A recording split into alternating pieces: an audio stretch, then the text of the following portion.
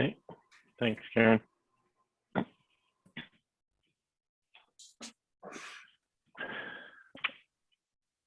So my clock says it's 7 o'clock. So I'd like to welcome everybody here to our virtual council meeting for March 22nd. I was thinking that it's coming up pretty close to a year that we've been doing this via Zoom now.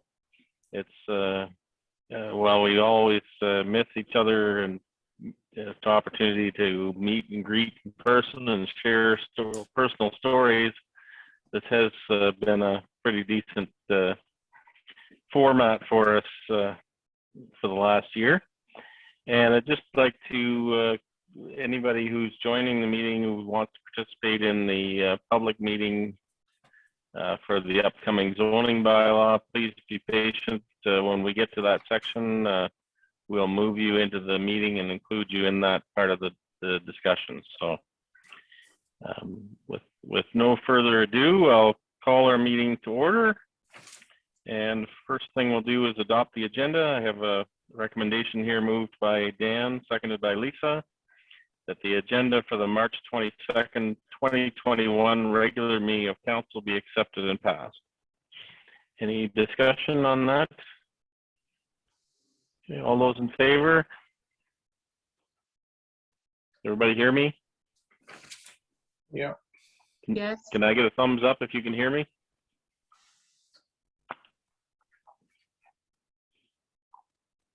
Your screen seems to be frozen, Mayor, but Nope. I can hear you. There we go. Carried. Thank you.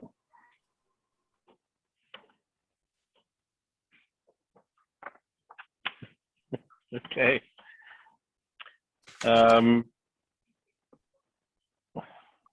Okay.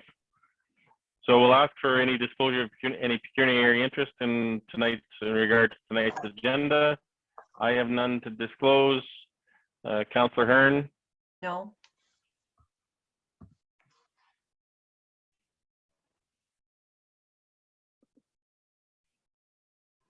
None. Okay. Lisa, have you got any pecuniary interest? No. Okay. Sherry? No.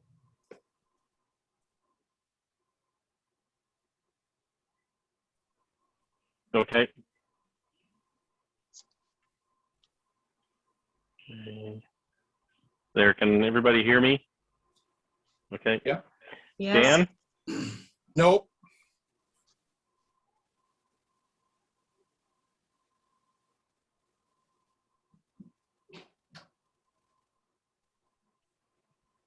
And Steve? No, I don't. Okay. I'm going to turn this over to Steve O'Neill for his presentation while I try to sort out some of my technical difficulties here. Thank you, Mayor Lennox. I guess we'll have to get you on the Swift 2.0 to get some internet out, out on the 6th line, perhaps. There's a few county councillors need help there as well. Anyways, good evening, everyone. For the next 2 years with this term of county council, I'm going to be continuing on the Solid Waste Committee and have just been appointed to join the Social Services Committee. Leaf and yard waste pickup will begin in April throughout the county. In 2021, there will be monthly pickups done April through November, and schedules will be published shortly. Everybody's looking forward to that, I'm sure.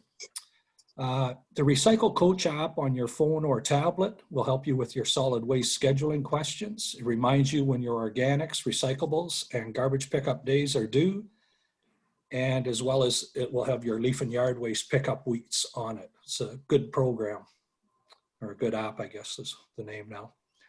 The province has initiated a provincial day of action on litter, which occurs on the 2nd Tuesday of May. This year, that's the 11th. The county is supporting individuals and groups that participate in spring roadside cleanup events. A letter has been sent to the member municipalities outlining the support the county can provide. Tipping fees are waived. They'll provide an empty waste containers, help promote the event, and provide informational resources. Wellington County's contamination rate in the blue box collected materials is between 3 and 5%. And that is extremely low compared to most municipalities. Lots of them run up to 30% contamination. And our residents are to be congratulated on their excellent recycling habits.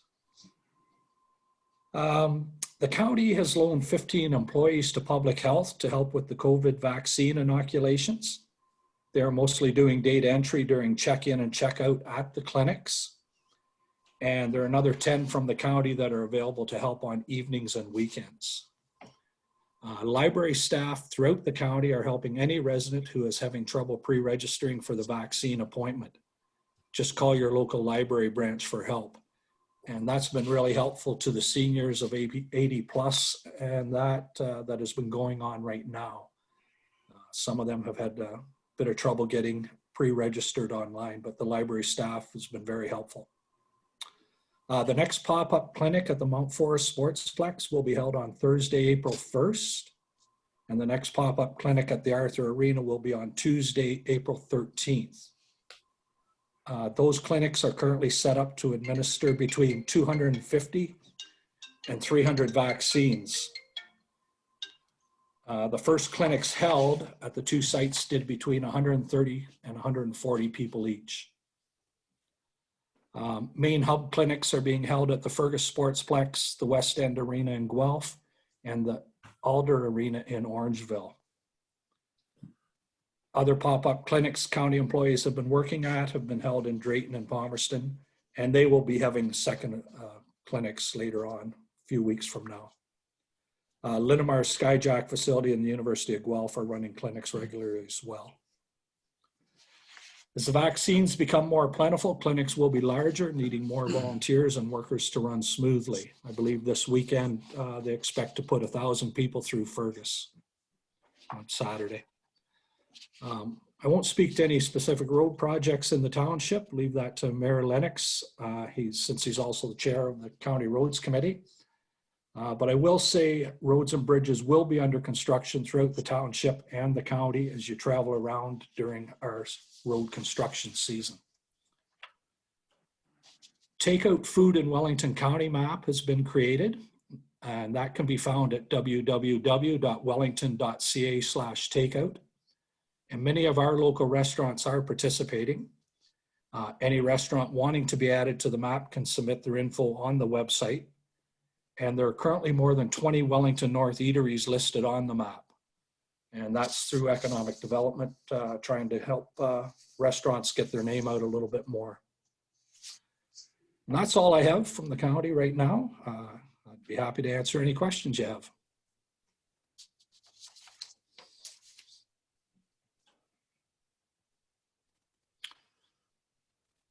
Councillor McCabe.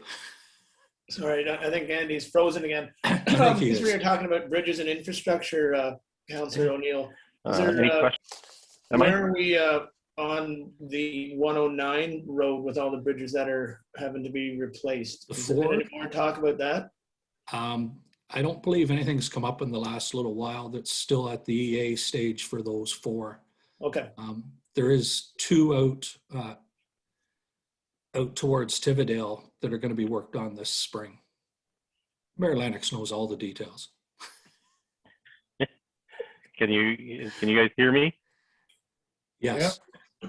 Okay, so yes, Councillor O'Neill is correct that the 4 bridges on 109 still is in the EA process. So nothing's resolved with that yet. There will be 3 bridges on 109, 2 of which border or are in Wellington North. One is at the end of Side Road 15 east of Arthur. There's a large culvert that actually crosses Side Road 15 right at the intersection will be replaced, or some work done on it. I can't remember the details, unlike Steve says. I don't know all the details.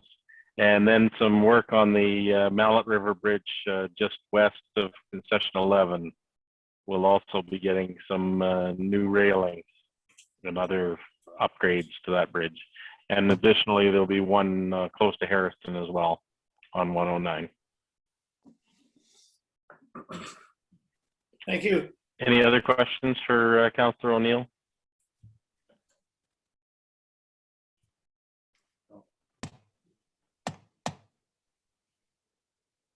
Okay. Thanks very much, Steve, for joining our meeting this evening. No problem. Can't hear me? Yep, good to hear you. No problem. Thank you. Get your vaccine when you're eligible.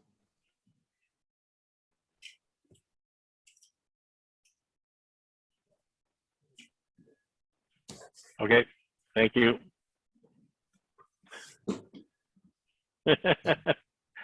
Thanks, Steve. Okay, next we have the opportunity to move into our public meeting. So we need to go into a recess for our council meeting.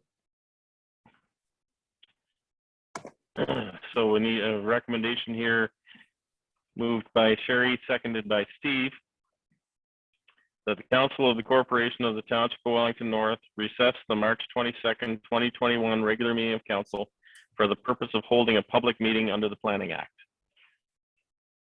Any discussion on that? All those in favor? Can you guys hear me? Yes. Okay. Okay, that's carried. Thank you.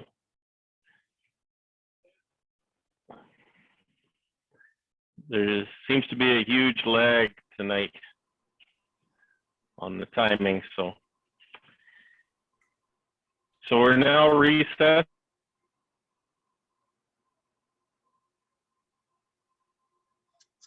I believe we've just lost the mayor. He's really taking this recess seriously. So I believe Councillor Yake.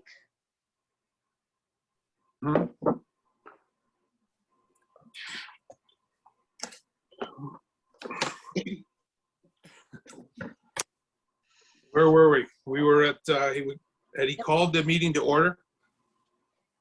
Yeah. So now you need to, just let me get that one.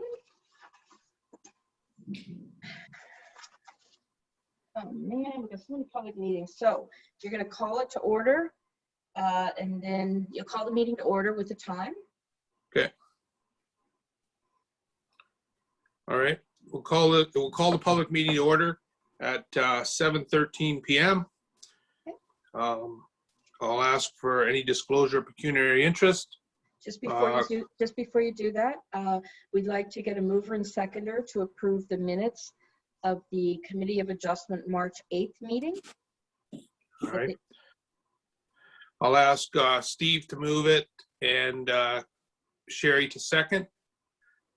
Any questions? All in favor? All right, carried. Next, I'll ask for any disclosure of pecuniary interest. Councillor Burke? No. Councillor Hearn? No. Councillor McCabe? None. And I don't have any either. Okay, so normally I would go through our list of attendees and ask every single person if they wanted to speak, but it was clear that people needed to pre-register. We have 27 attendees here, and I can pretty much tell which ones want to speak to what. I do see the applicant here, Garrett, I'm not sure how to pronounce that. I don't want to mispronounce that. I have just promoted him to a panelist. So can you hear us, Mr. Schulter?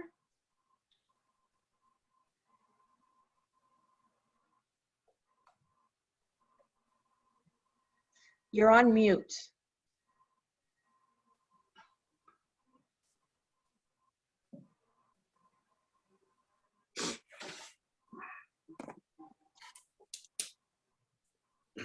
Okay, so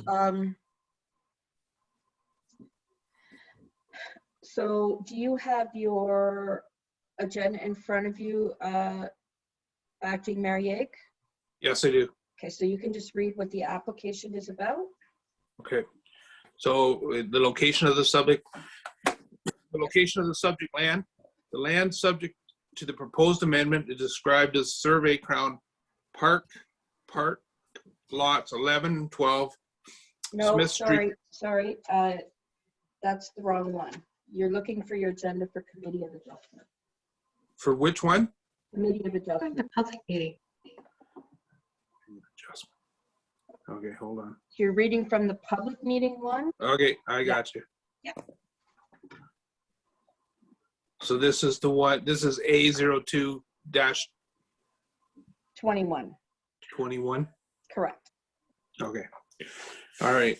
So the location of the subject property is described as Survey Crown Park Lot 2, North Side Catherine Street, Register Plan 61R20152, Parts 1 and 2, and is municipally known as 182 Frederick Street West in the town of Arthur. The property is approximately 0.16 hectares or 0.4 acres in size. The location of the property is shown on the map attached. The purpose and effect of the application is to provide relief from the maximum height for an accessory structure. The applicants are proposing to construct a new garage for personal use with a height of 5.6 meters or 18.4 feet. Other variances may be considered where deemed appropriate. How were notices given? Yep. Notices were mailed to property owners within 60 meters of the subject property, as well as to the applicable agencies, and posted on the subject property on March 9th, 2021. I see the mayor is back with us. Are you Mayor Lennox? So he's froze again. So if you just want to continue, Dan. Okay. Yeah, can you hear me? Can you hear me okay? Yeah. We can hear you. You're froze, but we can hear you.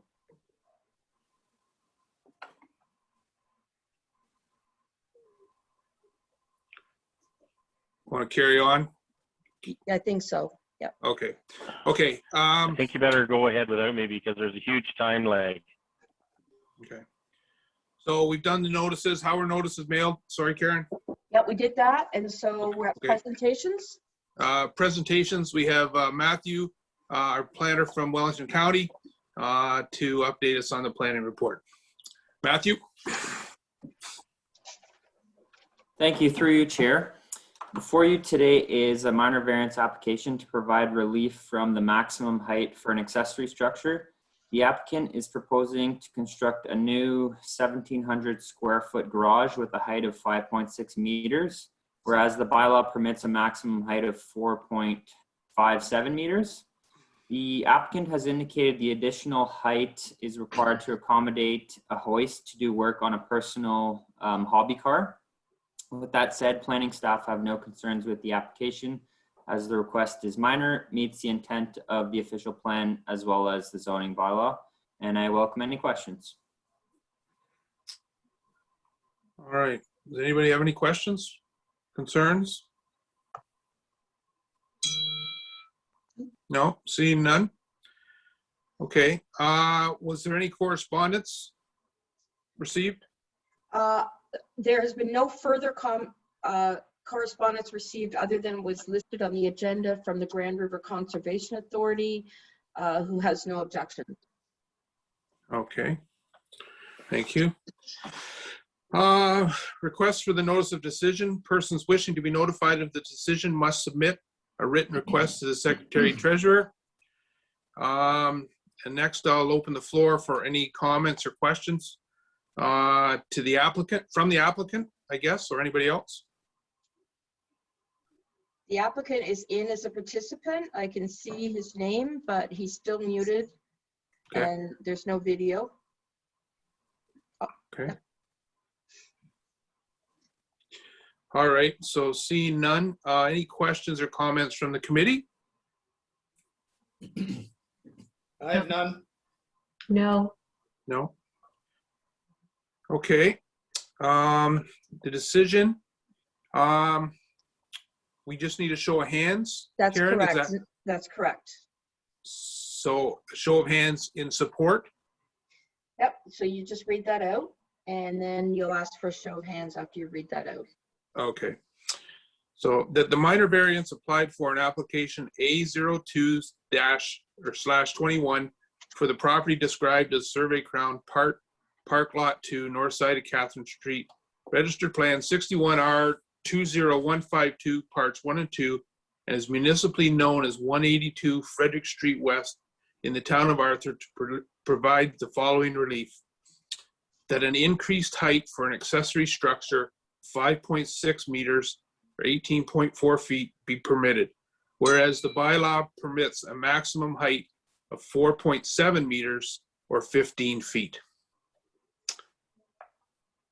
So I need a show of hands in support.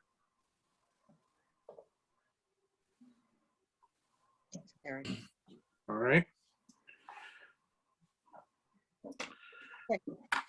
We're good on that for that one, Karen? Yes, we are, and you just need to give me a minute to move people for the next application into the meeting and to move Mr. Schulter. Just a moment, can't find him now. There we go.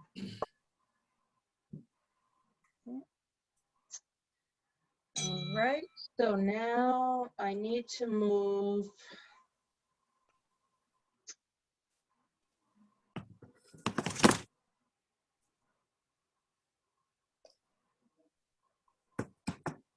Okay. No, I'm not that fast, just a sec.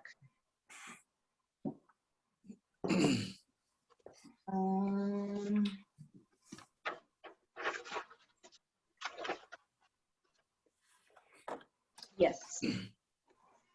So Karen, this is for the second Committee of Adjustment application? Kings Court Apartments. Right. Okay. Okay, so we're ready to go, Karen, on Yes. this one? Yes. Okay. Just a minute. All right, so we're going into our second Committee of Adjustment meeting. Is there any, I'll ask for any disclosure of pecuniary interest on this one. Councillor McCabe? Councillor Hearn? No. Councillor Burke? No. And I don't have any. I have none. So the application is A04/21 Kings Court Apartments Incorporated. The application, the location of the subject property is described as Mount Forest Plan, Part Lot 16 to 18, West Fergus Street, registered plan 61R11262, Part 1, registered plan 61R20426, parts 1, 3, 4, 6, and 8, and is municipally known as 187 King Street East. The property is approximately 0.24 hectares or 0.59 acres in size. The location of the property is shown on the map attached. The purpose and effect of the application is to provide relief from section 6.27.4 of the zoning bylaw, which precludes parking from being in the front yard. Additional relief is required for a minimum number of parking spaces for a triplex. The applicants are proposing to construct a triplex with 4 parking spaces, 2 located in the front yard and 2 located in the back in the rear yard. Other variances may be considered where deemed appropriate. How are notices given?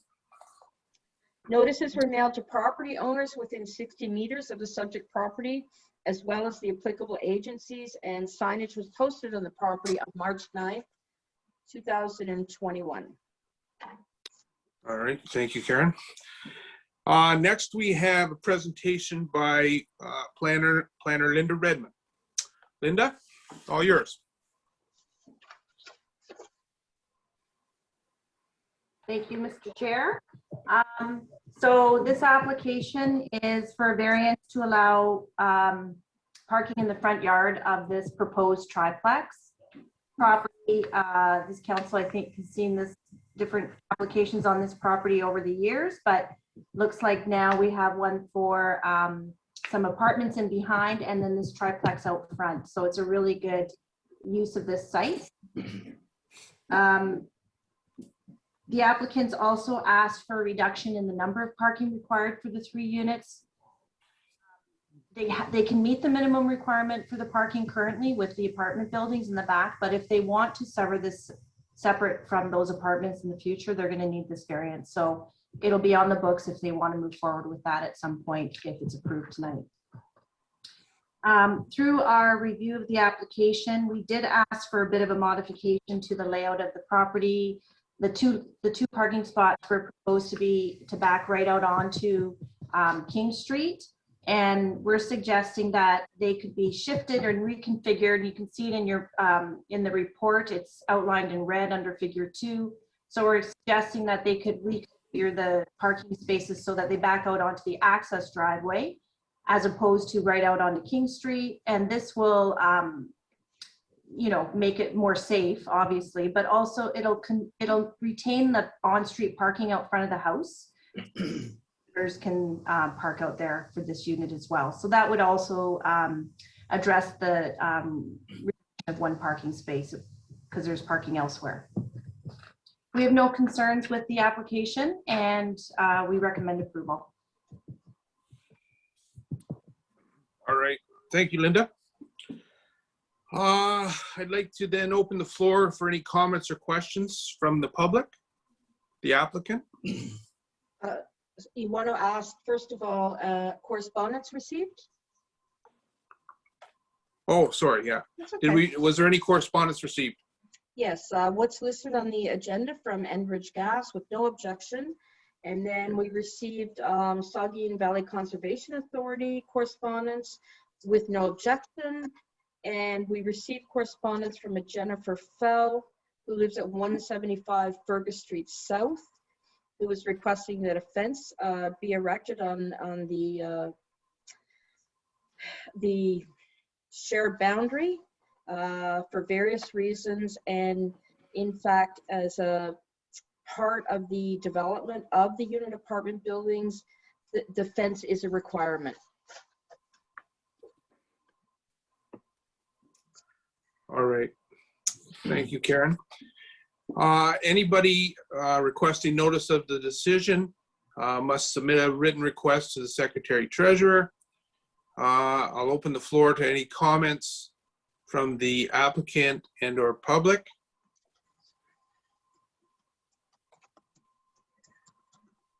Hi, it's Ilya, by the way. Nice to meet you guys.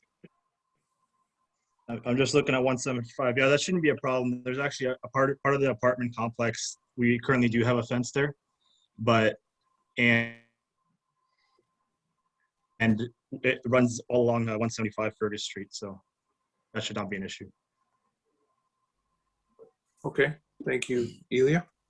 Yep. Anything else? Public? No? I'll open the floor for questions and comments from the committee. I have none, Dan. None? Seeing none. In regards to the decision, do I need to go through that whole list, Karen, or can I just go right to the Everyone has it in front of them. yeah, And you can just read just that the number 1 and 2, what the actual decision is going to be. You know, the 1 and 2 in the bold. yeah. The Yeah. rest is just strictly the repetition of the location of the property.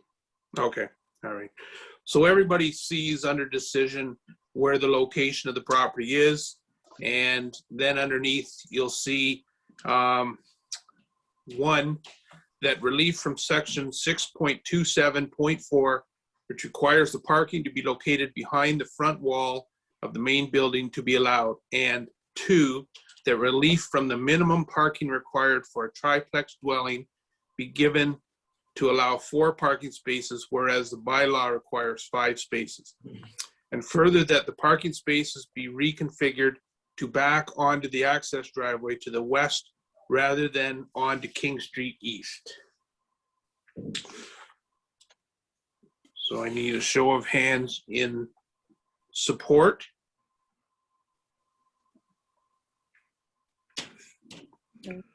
All right, Karen, That's carried. Yep. carried. And adjournment. I need a mover and seconder. I'll ask Councillor Burke to move and Councillor McCabe to second that the Committee of Adjustment meeting of March 22nd, 2021 be adjourned. All in favor? Carried. And I've had a request. The mayor will probably be arriving at the municipal office within 5 minutes. And we're just wondering if we can adjourn this and to proceed with the next, with the public meetings when he gets into the office. That would be fine with me. I'm fine with that as well. You're doing a great job, Dan. You're a star. You guys are just throwing me to on the spot here. You're doing a great job. So if we just want to, if you just want to call not a recess at 7:31. Okay. Okay. We'll take a 5-minute recess or so until the mayor arrives at the municipal building to get a better connection so that he can rejoin the meeting. So we'll take that recess now and be back in 5 minutes. Or maybe 10. Or 10. Okay. Thank you. I'll let everybody know when he arrives. All right. Thank you, Mike. And thank you, everybody, for your patience.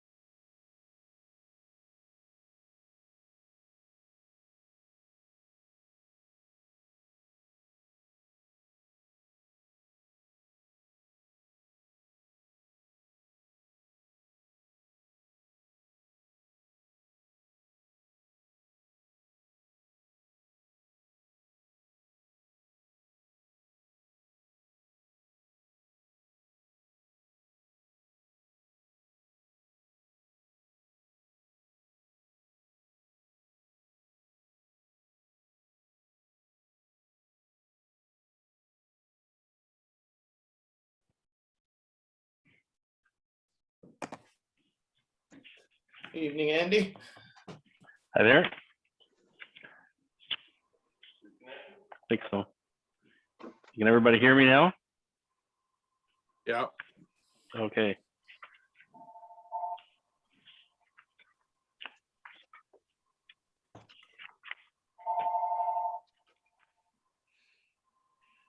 Thanks, Dan. No problem, Andy.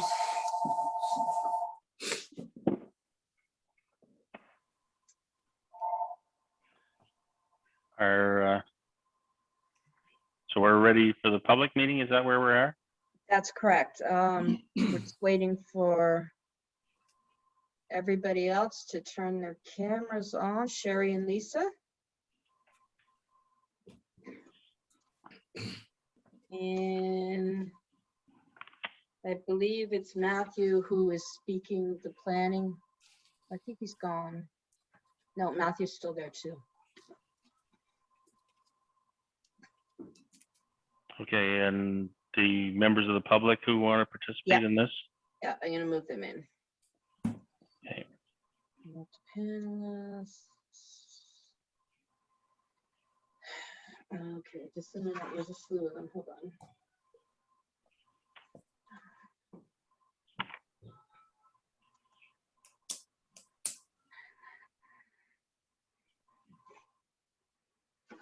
That's John. Hold on. That's John. Ashley.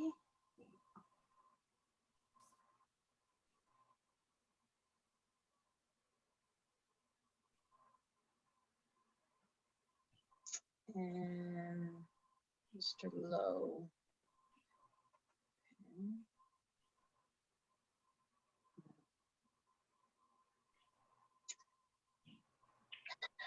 Okay. So those are all the ones who had registered for this one.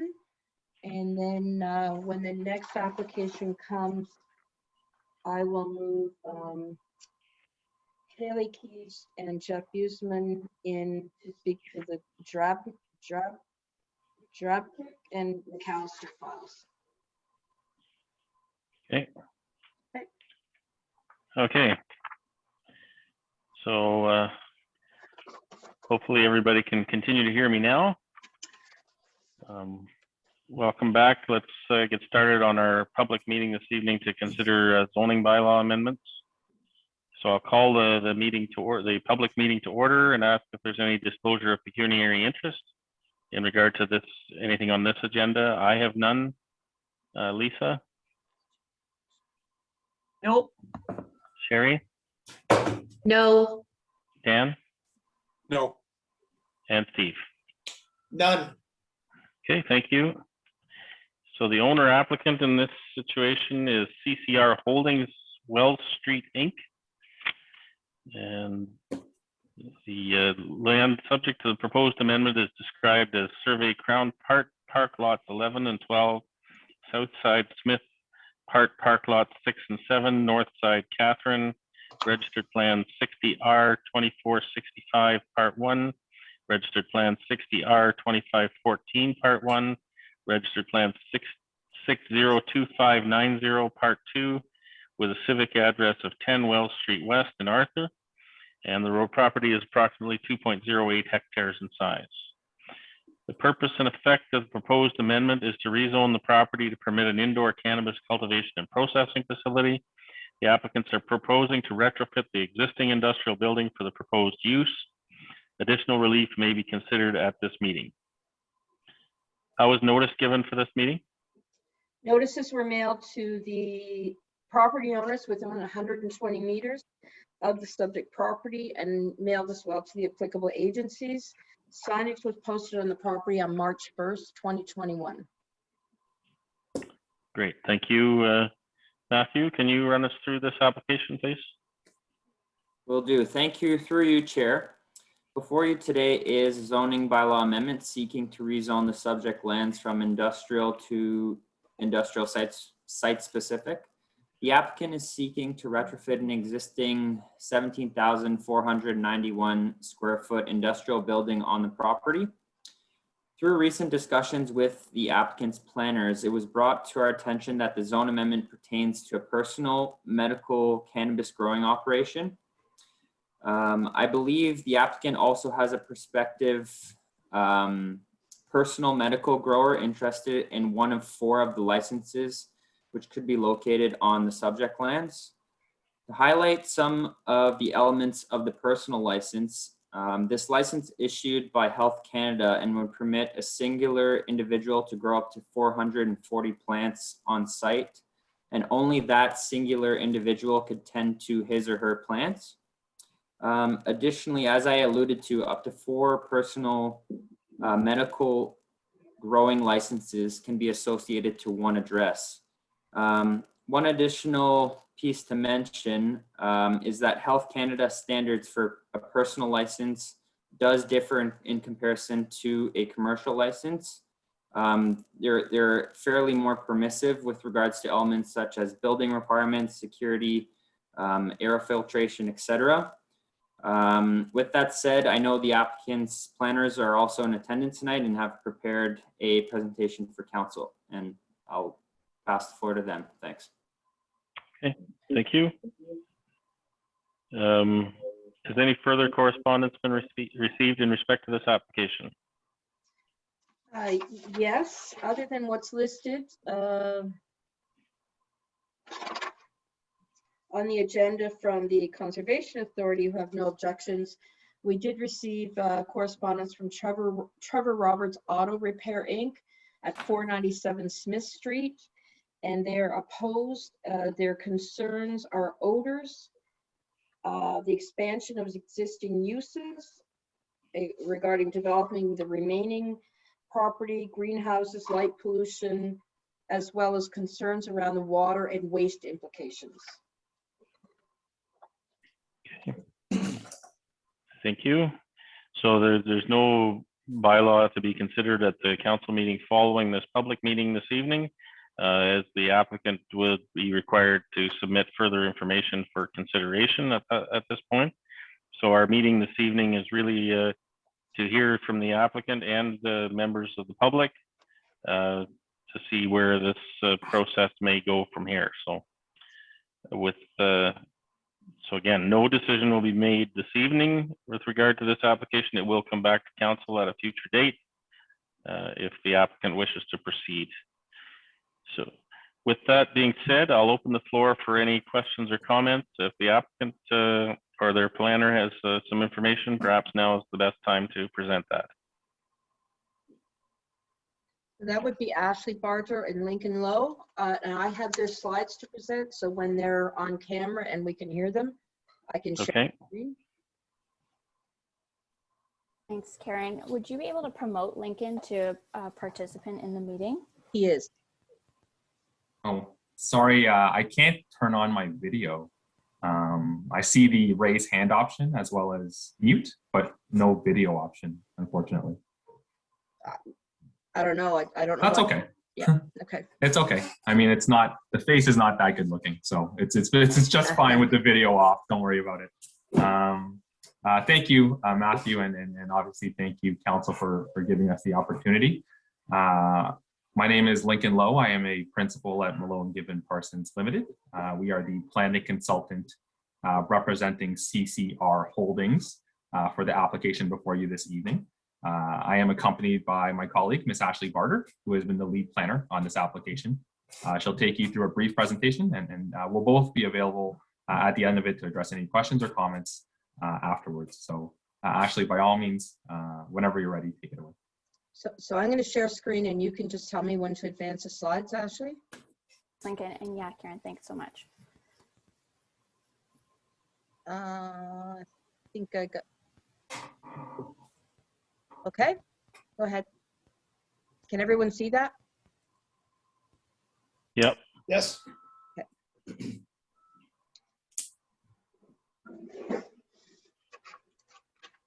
Okay, go ahead, Ashley. As Lincoln said, my name is Ashley Barter. I'm a planner with Malone Given Parsons, representing CCR Holdings Wells Street Inc. for the application before you this evening. CCR Holdings is seeking an amendment to the township zoning bylaw to permit indoor cannabis cultivation on the subject lands. It should be noted that regardless of whether or not zoning permits such uses, all persons or companies proposing to process and cultivate cannabis must obtain the appropriate licensing or registration from Health Canada in order to do so. Next slide, please. Oh, sorry, just a sec.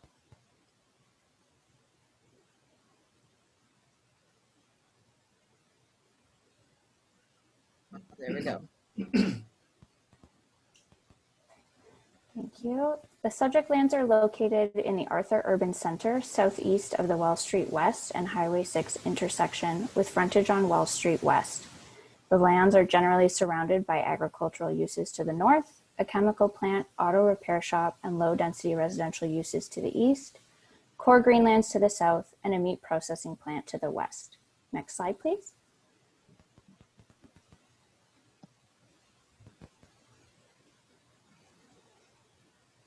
Subject lands are currently zoned Industrial Zone M1, which permits a range of manufacturing, processing, and warehousing uses. The processing component of the proposed cannabis operation is permitted as of right in the township zoning bylaw. An amendment is required, however, to the township zoning bylaw to include the cultivation component of the proposed operation as a permitted use within the M1 zone. Should be noted that the amendment being requested would permit a full range of cannabis processing and cultivation operations, including commercial production and personal production for medicinal use. As mentioned earlier, all operations are required to obtain proper licensing or registration from Health Canada. Next slide, please. The operations are proposed to be contained entirely within the existing building, with no exterior building or site alterations being proposed at this time. As such, the existing access off of Wells Street West, existing parking, and building on the property will be maintained. Additionally, the security measures existing on the site, including the security fencing and outdoor lighting, are also proposed to be maintained. As the landowner, CCR Holdings intends to have all tenants comply with the requirements associated with the licensing or registration of Health Canada, and further intends to go above and beyond the impact mitigation requirements of Health Canada for any tenants intending to produce cannabis for personal medicinal use. These additional impact mitigation measures include maintaining security fencing and lighting already on site, an HVAC system to control indoor temperature and moisture, and carbon filters to remove odors. With cannabis being a fairly new and growing industry, we've been observing how municipalities grapple with addressing the processing and cultivation of cannabis in their land use policies. Largely, the operations are either permitted in an agricultural or an industrial zone. From our review of the staff report, we understand that the processing component is permitted as of right in an industrial zone, whereas the cultivation is considered an agricultural use. Therefore, the proposed zoning amendment is to permit the cultivation use in an industrial zone. While there is not a standard policy that has been used across all municipalities, there are certain similarities. For instance, many municipalities require cultivation and processing to be within an enclosed building, and for the operation to be a certain distance from residential uses or other sensitive uses such as day nurseries or schools. Oftentimes, this distance is approximately 150 meters. A commonality is also the prohibition of outdoor storage. We'd like to note that the proposed operation does fit many of the standards that have been adopted by other municipalities. The proposed operation is to be fully enclosed with no outdoor cultivation or storage of cannabis. Additionally, the rear wall of the building is a minimum 200 meters away from the rear lot line of the closest residential use on Duke Street. In our opinion, the industrial area is an appropriate location for the proposed use, and we believe it represents good planning. Next slide, please.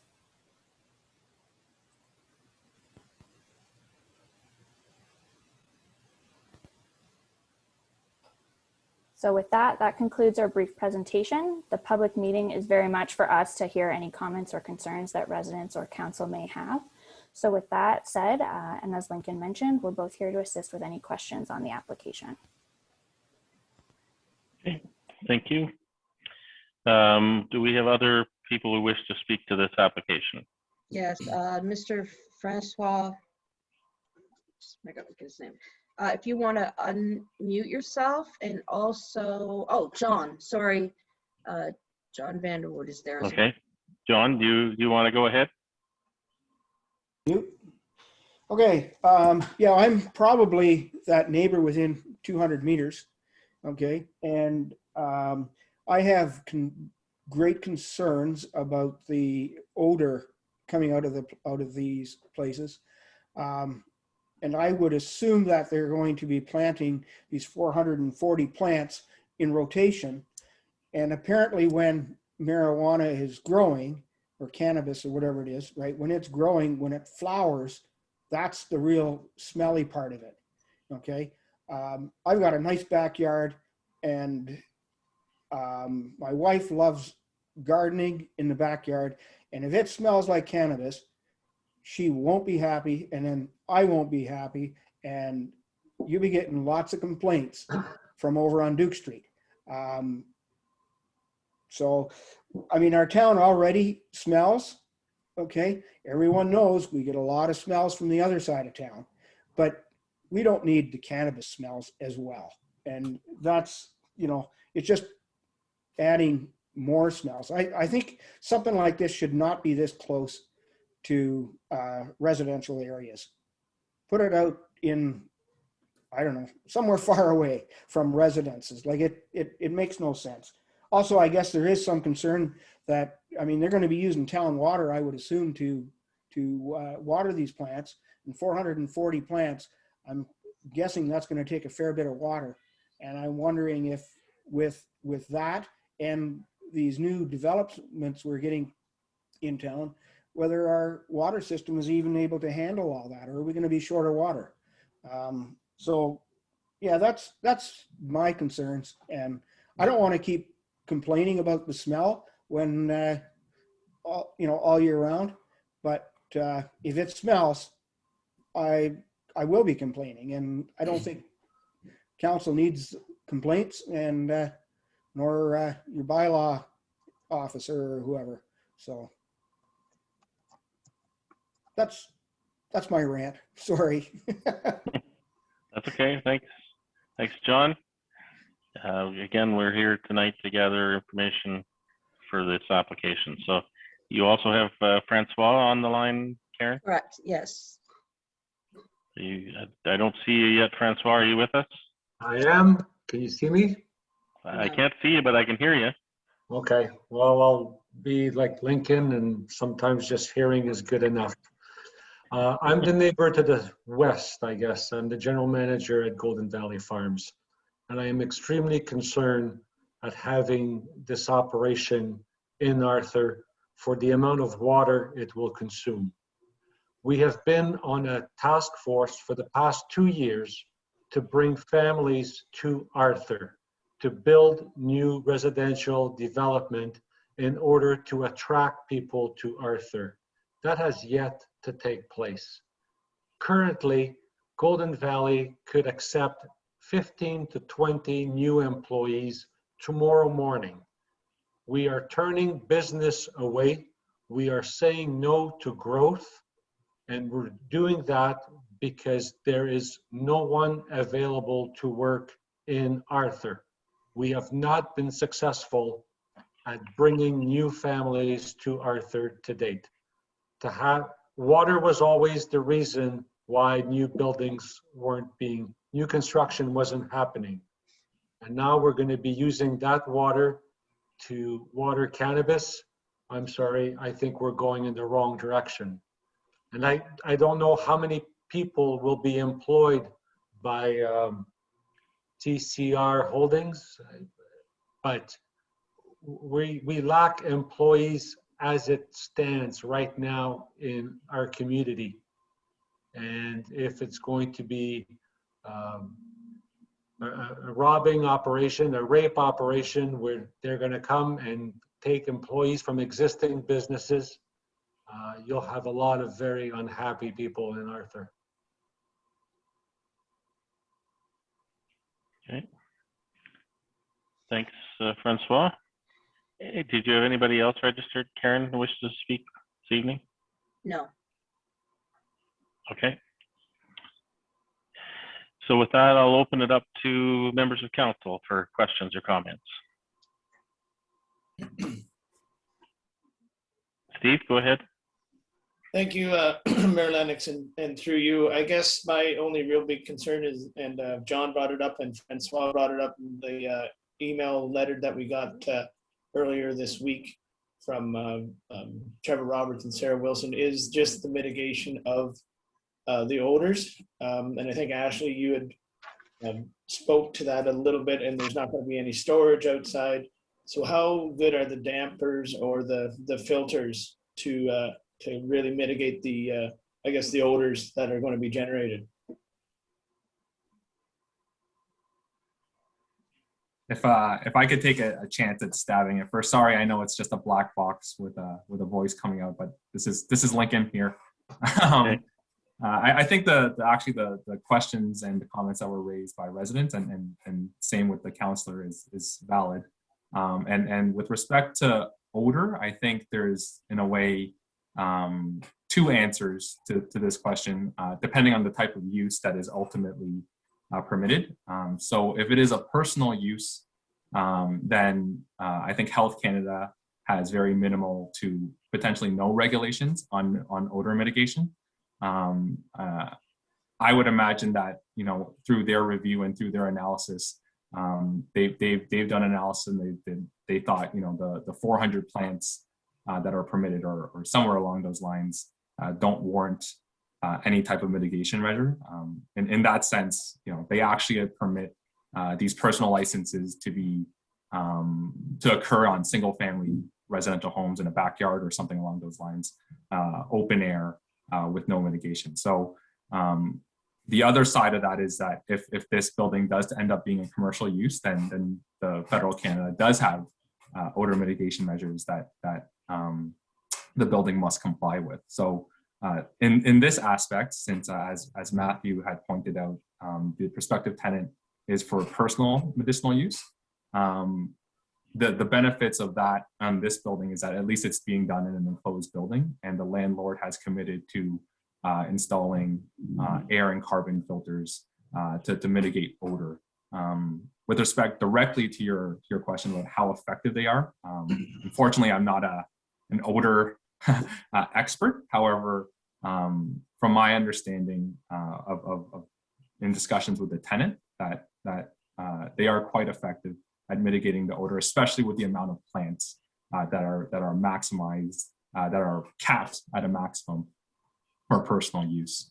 But again, I actually understand the resident concern. I hear it absolutely. One thing that I did want to add was potentially, since there is no bylaw being considered or to be approved this evening, it gives us a bit more time to work with staff. And one of the suggestions I had was, I think an odor study should be done, just so that they can they can recommend mitigation measures. They can analyze what the odor is going to be. And through my talks with CCR Holdings, they are committed to doing whatever the report would recommend with respect to odor mitigation. So again, I'm not an expert at odor mitigation, but I think an odor study is a good idea on this project. Okay. Other questions or comments from council? Go ahead, Dan. You're muted, by the way. I guess to you, Ashley, maybe you can or you can't answer the question. So how much municipal water will they use, and how much waste will they generate into our wastewater system is my first question. And my second question is, how is this transported, or how is it removed from the facility?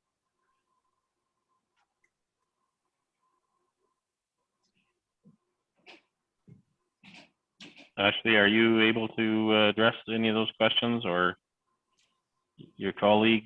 Sorry, I can't remember your name at the moment. Sorry, it's Lincoln here again. Yeah, sorry about that, Lincoln.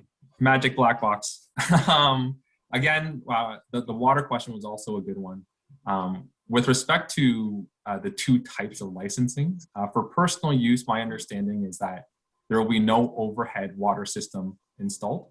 How these plants are watered for personal medicinal use is actually, I would imagine you get your little water dispenser, your little handheld water dispenser, and you go to all your pots and you dispense water. So in that sense, the water usage impact for personal use is much less than a commercial use. Obviously, if this is a commercial use, then some of the concerns with respect to water, I think, are valid. It would have an overhead system. It would have a system that would take water to water the sheer amount of plants that are permitted on a commercial use. And I would imagine that if that is the case, then a site plan application would need to be provided, because you would need to be doing retrofitting the building. And then at that time, I think an appropriate study, like a water and wastewater study, could determine what is the impact here. I wouldn't know in terms of per gallons per day how much water this would take, unfortunately. But it's something I could see if I can find out and maybe bring back to staff that type of information. But right now, I unfortunately don't have that. Okay. Other questions or comments from council?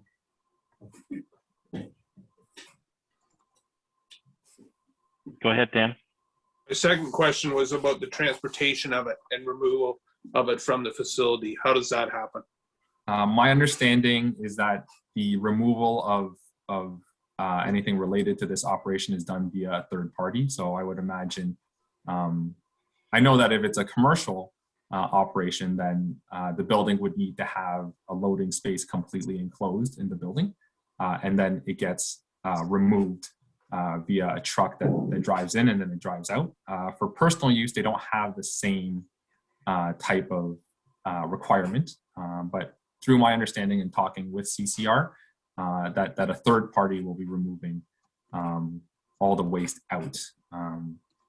But I don't have any other details further than that. Okay. Thank you. Any other questions from council at this point? I'm good, thank you. Francois, I see you have your hand up. Were you wanting to add something further?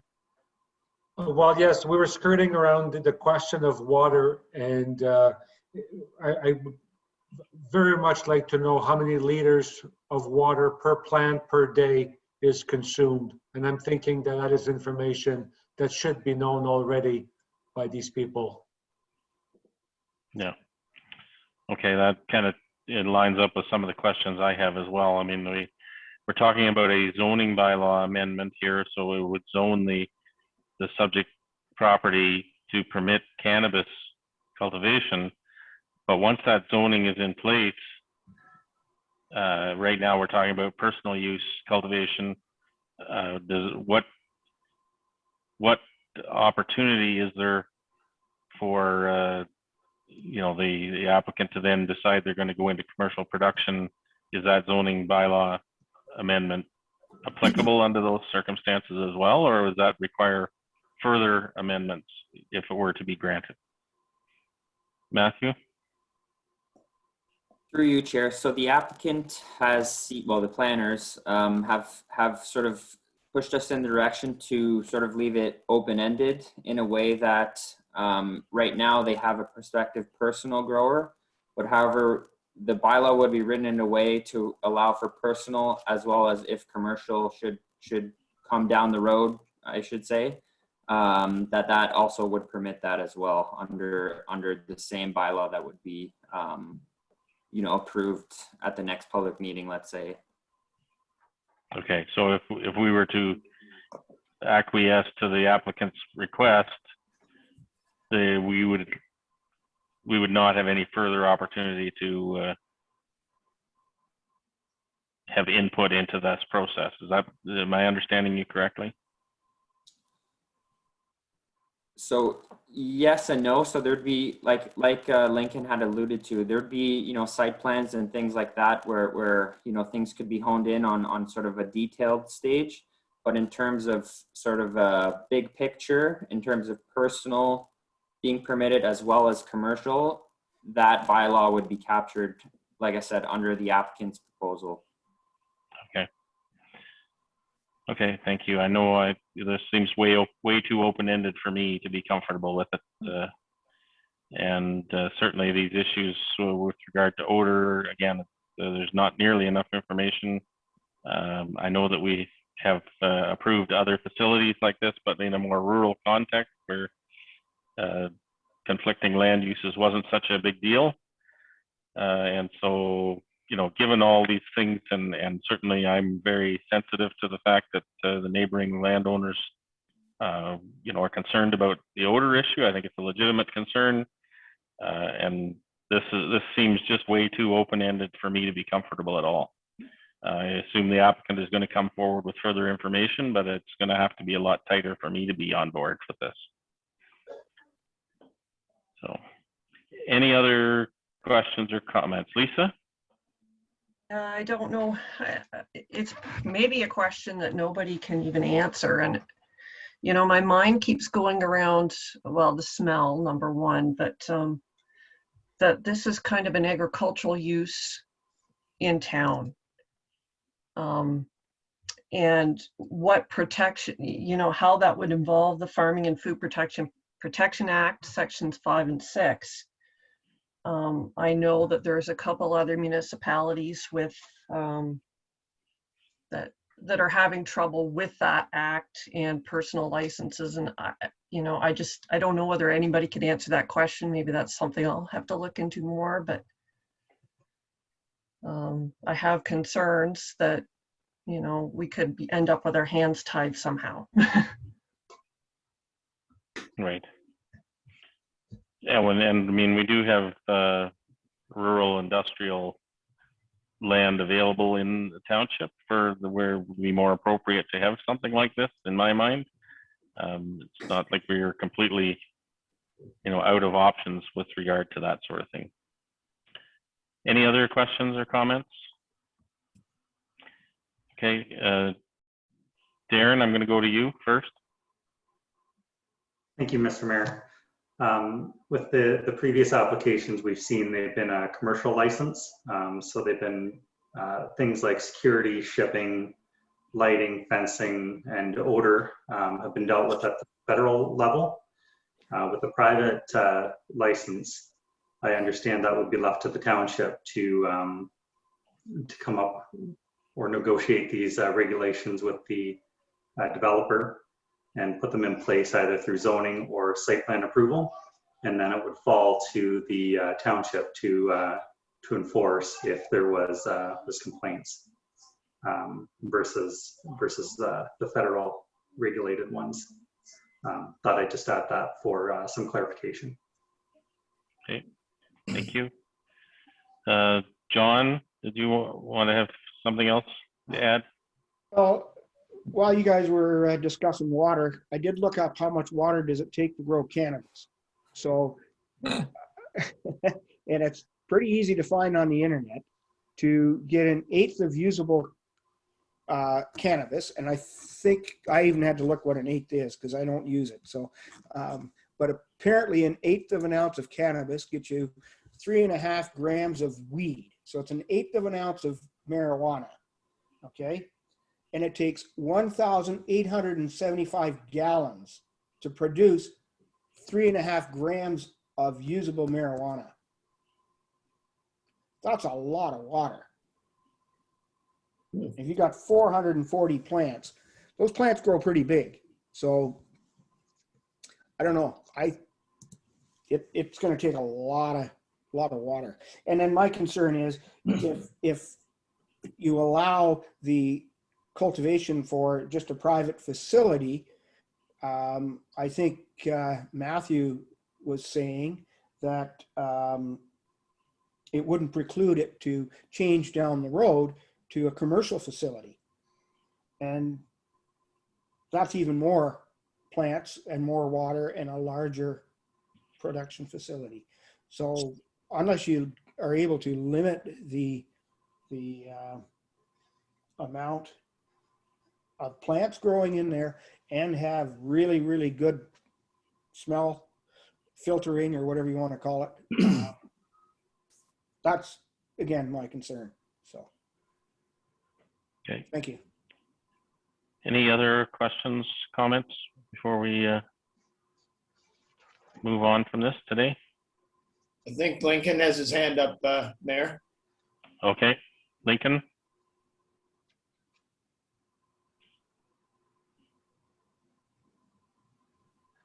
Are you still with us, Lincoln? Yep, I'm here. Sorry, I was on mute.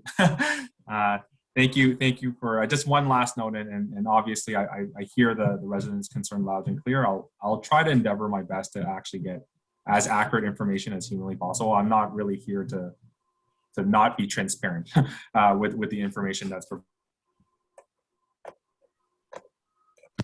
The only thing that I guess I will add is that even with respect to a commercial license, things like odor and noise, while federally regulated, much like many of the other uses that I've been a planner for, that sometimes is a bit of a nuisance. The first call is always the municipality, anyway, with respect to the complaints. So I know that some of the commercial uses have that federal regulation, but unfortunately, I would imagine that it would be local bylaw enforcement that does hear the complaints anyway. So I'm going to try to do my best to get all the information that everyone's asked for. And again, my suggestion to the client was, they should do the studies. They should do the odor study just so that we know exactly what we're dealing with on this application. So that's that, and that's for me. Thank you very much. Okay, thank you. Your Worship, Okay. Mr. Valorant has his hand up. Okay, Francois? Yep, thank you. My objection was twofold. The first one was water. We've discussed it and we'll have more information hopefully soon. My second one was with respect to the number of employees that would be required. And I haven't heard anything with respect to that. How many employees, where are they coming from, and how, and the effect on existing local businesses. Because Okay. as I say, we are starving for employees. I Okay. could employ 15 to 20 people immediately. I don't want to see 15 to 20 people leave because these guys will pay $1 an hour more for the time being. Okay. Lincoln, did you want to address that now that we can see you? Yeah, I'm happy to have video, but I'm sure some people would rather have the video off still. Through you, the mayor, I think that's a fair question as well. The only part of that question that I can answer right now is on the personal use license. As Matthew had indicated on his presentation, there's a maximum of 4 licenses permitted on this address, and each license is only permitted to 1 person. I mean, personal use medicinal marijuana is not about the jobs. I mean, it is the person that is, growing the cannabis for their own medicinal use. So for a personal use license on this address, the maximum, quote unquote jobs that could be taken here is 4. And then for a commercial use, I'd have to go back and see how many plants a building like this could process and cultivate, and then maybe come back to you with an estimate on number of jobs that it would take for the commercial use. But for the personal use, it's a maximum of 4. For the commercial use, it's, I would say, to be determined. But this is a commercial application, and there's shipping, there's receiving, there's maintenance, there's a lot of people involved in an operation like this one. So just to be clear, the application here is just to add cultivation as part of the permitted land uses in this zone. You're absolutely right. If it's a commercial operation, then everything you mentioned is correct. There will be shipping, there will be delivering, there will be other things related to a commercial operation. But for personal use, it really would just be the maximum 4 licenses that could be permitted on this address. Okay, thank you. Any final questions or comments? Okay, so I think this is certainly more information is needed before we can do anything here with this application. So for that, I think we'll close off this application and move on to our next application this evening. Okay. Just let me get people moved around. Okay, thank you, Karen.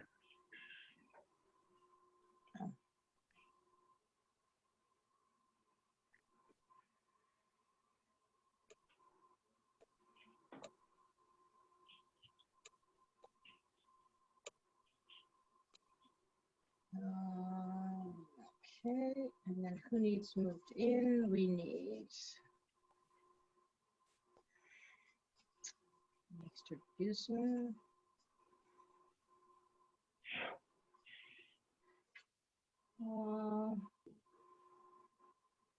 Jeff, I show you as acting for both matters. Is that correct? That is correct. Okay. Thank you. I think we're ready. Okay. So our next application is for Karen and Michael Drabick. The location of the land subject to the proposed amendment is described as Part Lot 33, East Owen Sound Road, Division 3 and 4, with a civic address of 8593 Highway 6 in Arthur. The property is 39.3 hectares in size. The purpose and effect of the proposed amendment is to rezone the subject lands from agricultural A zone to site-specific agricultural A2 zone. This application is seeking to rezone the retained agricultural portion of the property to prohibit any future residential development. This rezoning is a condition of severance application B97/20 that was granted provisional approval by the Wellington County Land Division Committee. The consent will sever 1.3 hectare parcel with an existing dwelling, shop, shed, and associated services. A vacant 39.3 hectare agricultural parcel would be retained. Additional relief may be considered at this meeting. How are notices given for this application? Yeah, notices were mailed to property owners within 120 meters and as well to the applicable agencies. Signage was posted on the property on March 1st, 2021. Okay, thank you. Matthew, can you give us Thank you. Through you, Chair. Before you today is a zoning bylaw amendment to rezone the subject lands from agricultural to agricultural site specific. The applicant has received conditional approval on severance application B97/20 under the surplus farm dwelling policies. And under these policies, the standard condition is placed that the retained farmlands are rezoned to prohibit residential. All in all, the application conforms to the zoning bylaw as well as the official plan and applicable provincial policy, and planning staff have no concerns. Thanks. Thank you. Has any further correspondence been received in respect to this application? No, nothing other than what's listed on the agenda, which is correspondence from the Grand River Conservation Authority, who have no objections. Okay, great, thank you. Following this public meeting, the bylaw will be considered at our regular council meeting. Persons wishing notice of the passing of the bylaw must submit a written request. With that, I'll open the floor for any questions or comments. Did you have anything you wanted to present at this point, Jeff? It's pretty straightforward. The surplus farm resident severance, and the request is to not have a house on the farm parcel. So I'm open to any questions. Okay, thank you. Any other questions or comments? We don't have anybody else from the public registered to speak on this one, Karen? Okay, so I'll open it up to council. Any questions or comments from council? No. No, good for me. Okay. Okay, so again, we'll be dealing with this bylaw once we're completed with the public meeting. Andy, Lisa has one. Sorry, Lisa. Yeah, my question is, and I think I had this question before, is why the parcel needs to be so large? Like, is the septic system located within that? Like, why does it need to be 3.2 acres? The original intent of surplus dwellings was to try to minimize that unless it couldn't be done. And if I recall correctly, I believe that we did submit comments to that effect with regard to the size of the parcel on that for the consideration by the Land Division Committee. So it's a Land Division Committee decision to proceed with it based on that, unless Jeff wishes to comment specifically on this application. It's really in their ballpark. Sure, I can add to that. The farmer spoke at the Land Division Committee, the farmer that's purchasing the farm, and he really wanted to make a good separation of the fields to the residents. So one of the things is there's that hydro pole that's in the middle of the field, kind of in that open area. So that hydro pole will be with the severance. He's hoping and he's planning to put trees all around this property. So it'll be like a U-shaped property when he's done. So it was really the request of the farmer that that's how he would prefer to operate. That was part of the driving force. But again, the decision was made by the committee on this configuration. Okay, thank you. Any other questions, comments?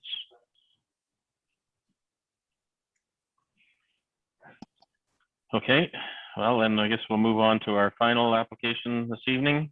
Do you have anybody else that needs to join us for that, Karen?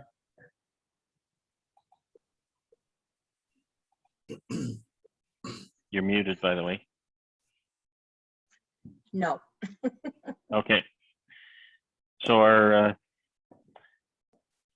next application, I guess I should have been asking for pecuniary or declaration of pecuniary interest on all of these, but I'll go through that now. Does anybody have any declaration of pecuniary interest on any of these applications? No. Okay. So our next application is for David Colvin, Margaret Elizabeth, and Roger McAllister. And the location of the land subject to the proposed amendment is described as Part Lot 18, Concession 2, with a civic address of 8737, Line 2, Arthur. Property is 40 hectares in size, and the location is shown on the map in the package. Purpose and effect of the proposed amendment is to rezone the subject lands from agricultural A zone to site-specific agricultural A2 zone. The application is seeking to rezone the retained agricultural portion of the property to prohibit any future residential development. This rezoning is a condition of severance application B76/20 that was granted provisional approval by the Wellington County Land Division Committee. The consent will sever 0.8 hectare rural residential parcel with an existing dwelling and garage, and a 40 hectare agricultural parcel will be retained. Additional relief may be considered at this meeting. How are notices given for this public meeting? Yeah, notices were mailed to property owners within 120 meters and as well to the applicable agencies. Signage was posted on March 1st, 2021. Okay, thank you. Matthew? Thanks. Through you, Chair. It's virtually verbatim in terms of the application that was before you a couple minutes ago. The only difference is this one here again is surplus farm, but the B number is changed on this one from B to B7620, and again under the surplus farm. So there's the condition that the subject property be rezoned to prohibit the residential lands, and with that, staff have no concerns. Okay, thank you. Has any further correspondence been received in respect to this application? No, nothing other than what's listed on the agenda, which is from Enbridge Gas and Grand River Conservation Authority, with no objections. Okay. And again, the bylaw with regard to this application will be considered at the regular council meeting that will resume following this public meeting. Any persons wishing notice of the passing of the bylaw must submit a written request. And with that, I'll open the floor for any questions or comments. Jeff, I don't imagine you have a lot to add on this one. Nothing additional to add. Again, straightforward surplus farm residence severance. Thank you. Okay, thank you. Any other questions or comments from council? I have none. No. Okay, with that said, we'll move to adjournment and the recommendation. Sorry, just trying to get myself organized here. Recommendation moved by Sherry, seconded by Steve, that the public meeting of March 22nd, 2021 be adjourned at 8:26 p.m. All those in favor? That's carried. Thank you. We're adjourned from the public meeting. We'll go back to our regular council meeting.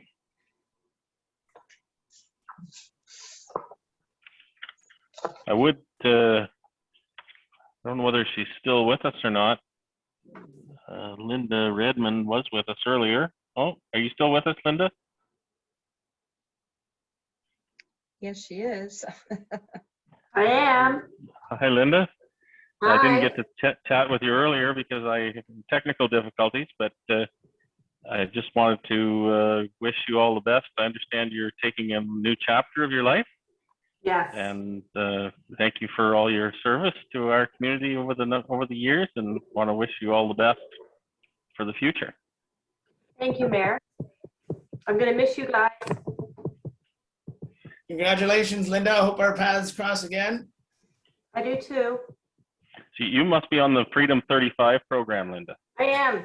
I'm going to be a stay-at-home mom. No, you're not. Don't do it. Thanks, everyone. I'm going to miss you guys a lot. You have lots of things ahead of you. Congratulations. Thanks. Bye, Linda. Bye. Bye, Linda. Congratulations. Thanks. Thank you. Bye, Linda.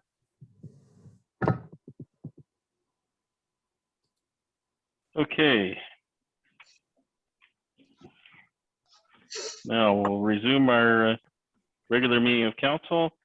So I have a recommendation here, moved by Lisa, seconded by Dan, that the Council of the Corporation of the Township of Wellington North resume the March 22nd, 2021 regular meeting of council at 8:28 p.m.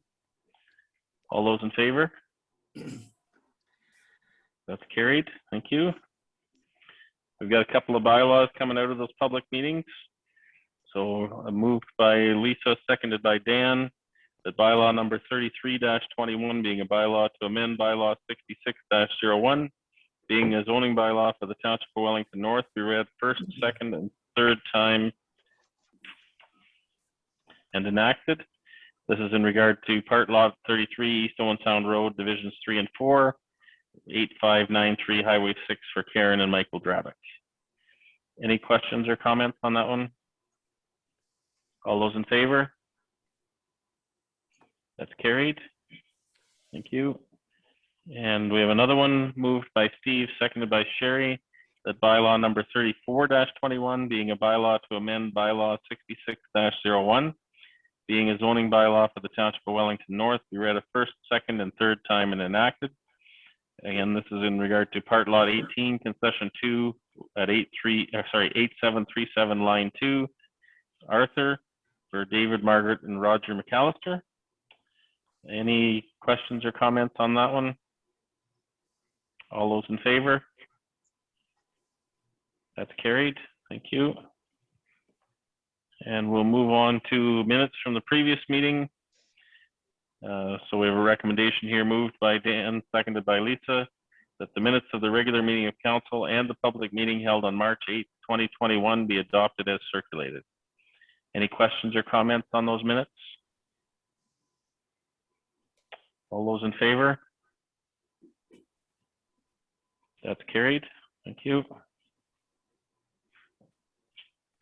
We don't have any business arising from the previous meetings, and we're on to deputations.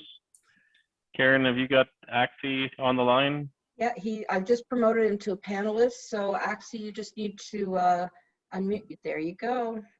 Great. And your camera? It's not mandatory. Oh, here, I got it. There we go. Good evening, Axie. Welcome. Good evening, Your Worship and Council. Thank you. So thank you for your patience. You've probably been waiting on the line for a while through this. But, I've been entertained. I enjoyed it. And so I'm sure the time limits associated with this were explained to you, so I won't remind you about that, but just invite you to share what your thoughts on coyotes. Okay, well, real quick, I just want to disclose that first off, while I spend a lot of time in Mount Forest, I'm not a resident of the township. Is that a problem or? No, you can talk to us. Okay, so I'm a resident of West Gray, nestled in nature. I have a lifelong passion for nature, wildlife. I've got a master's in zoology. I'm a birder. So when I read in the Bizbull about a coyote cull, I felt compelled to let my thoughts be known. So I picked up the phone and bothered Councillor McCabe. And he was good enough to give me a little over an hour of his time. And I guess we talked about the matter. So as I understand it, the motion was brought forward as a result of an increase in complaints. And, you know, I asked, can I refer to him as Steve or? Sure. All right. So I asked Steve about the complaints, and so what I understand is the coyotes haven't been doing anything wrong other than just being seen.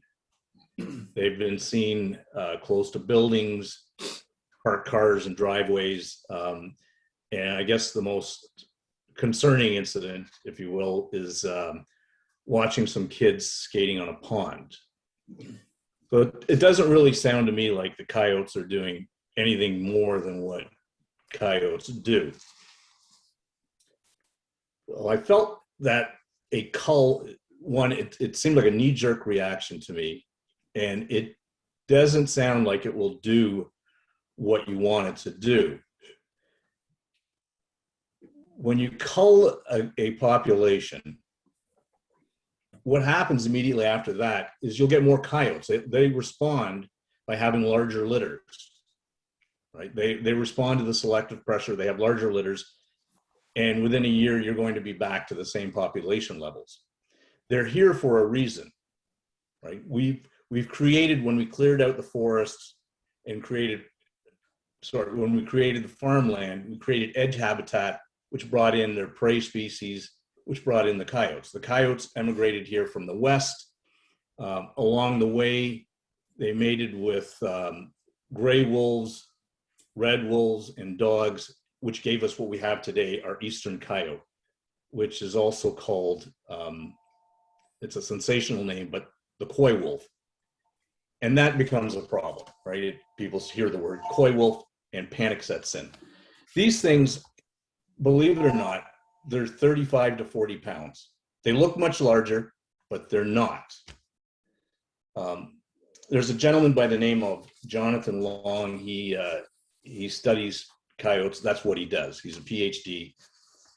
And in his experience, the range is 35 to 40 pounds. In his experience, he's only handled 2 that have been over that, and they've been at 50 and 55 pounds. He's got a video on YouTube. So if you Google that, Dr. Jonathan Long YouTube, you'll come up with his video. The video, it's an hour and a half long, but you really only need to listen to about the first half hour of it. And in this video, he's addressing a community, and he's talking about these eastern coyotes. Now, I grew up in Mississauga, and Mississauga, Toronto, they now have a burgeoning or a coyote population. The people there, they live with the coyotes. Both cities have a page on their website that talks about how to live with the coyotes. The city of Chicago has a large growing coyote population. An awful lot of study has been done on these coyotes. There's a study that looked at the food that they eat. So what they did is they took a look at they have 3 different types of coyote populations there. There's coyotes that live in residential areas with large nature reserves. There's coyotes that live in the really high density, the inner core areas. And then there's transient coyotes that just they move in between these different environmental areas. What they found was that these coyotes, they eat largely rodents and rabbits and the occasional deer when they can get it. Anthropogenic food, which is food that they get from people, is really only found in those coyotes that live where there are no nature reserves. So when we talk about anthropogenic, we're talking about garbage, we're talking about people feeding the coyotes, we're talking about bird seed, things like that. So that only happens where you don't have the nature reserves, right? So my point there is simply that the coyotes, they perform a function, right? They're there eating the rodents, which I think we can all agree we could do with fewer of. Looks like I lost Steve there. I'm still here. So.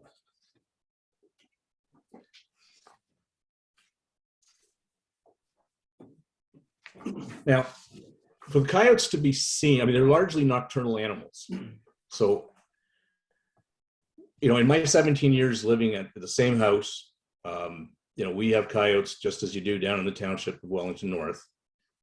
I've only seen coyotes once. It's, you know, it's something rare for them to be seen during the day, but, you know, it's not unheard of. But I think the question is, what are we doing that's causing them to be seen?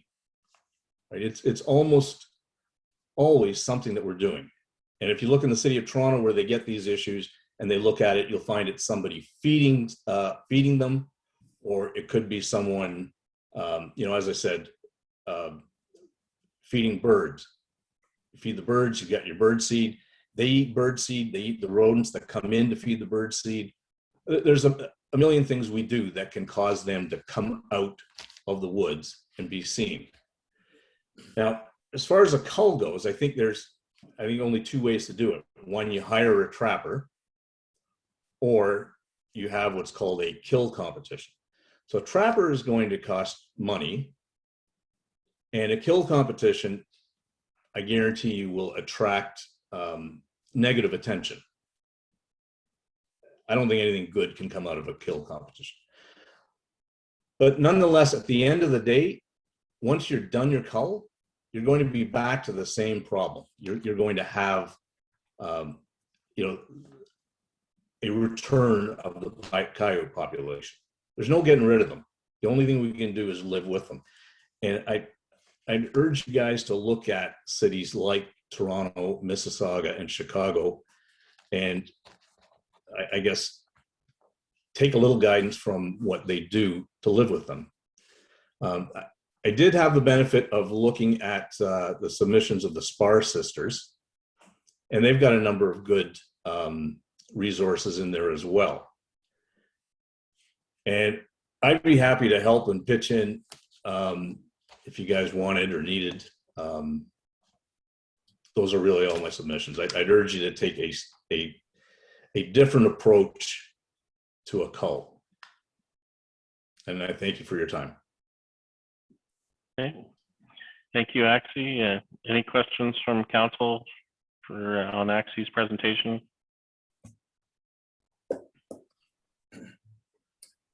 Dan? You're muted, Dan. Thanks for your presentation, Axie. Axie, do coyotes, I mean, in this area, do they generally attack or kill small livestock or pets or that type of thing, or are they just naturally, like, do they leave them alone? How is that? How do we deal with those issues?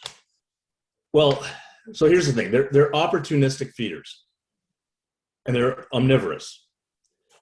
So they will, you know, they'll eat everything from the rodents to rabbits, deer if they can take them. They'll eat fruit from the fruit trees. In the urban areas, yes, you will find them if they come across a pet that's available, they will eat it. They will eat cats that are wandering. They'll eat small dogs. They don't generally hunt them. It's an opportunistic thing. And now you have to remember, they're canids, right? They're dogs. We all, I mean, I love dogs. I have a dog. They're not unlike our dogs. So they'll look and they'll assess what they're looking at, right? A dog the size of a coyote is not likely to be prey. Your little teacup dogs, you know, if they come across it, you know, it will be unfortunate. And I sympathize with any pet owner that loses a pet. It does happen, and it happens sometimes when, you know, you've got your pet outside in a fenced yard and you're not expecting a coyote to come in. They can come in. But do they eat pets as a rule? No. Now, the study I was talking about in Chicago, where they looked at the variation in food, they did find something interesting, that there's a great deal of variation within coyotes. So you could get that coyote that develops a taste for pets, right?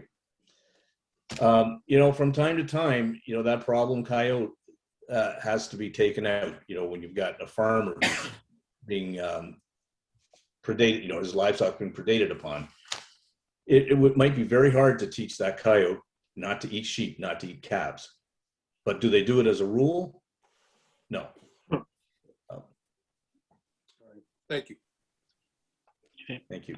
Any If I other? just close with a story. My parents, they live in Port Credit, Mississauga. And last fall, my mother sent me a picture. There was a coyote curled up in the back of their yard.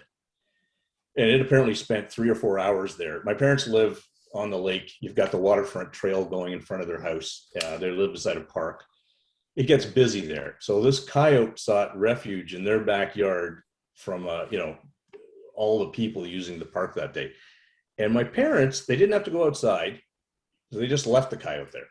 And they took some pictures through the window. After a few hours, it just slipped away. And then my mother sent it to me. And I gotta say, I was surprised and proud of my parents' reaction. You know, my parents, I would have assumed my mother to be calling 911. So I think if my parents can live with coyotes, almost anyone can. So. Okay. Any other questions for Axie this evening? Okay, I'm not seeing any others. So thank you very much, Axie, for taking the time to come and share your information with us. Thank you guys for the time. Thanks, Axie. Thanks, Axie. Bye, guys. Bye, Steve. Thanks, Steve. Bye. Thank you. Okay, Karen, do we need to receive that information? From Axie? Yeah. No, so it's No? a deputation. No, no. Okay. All right, then next on our agenda are items for consideration this evening. So what are the items that we would like to pull out for further discussion?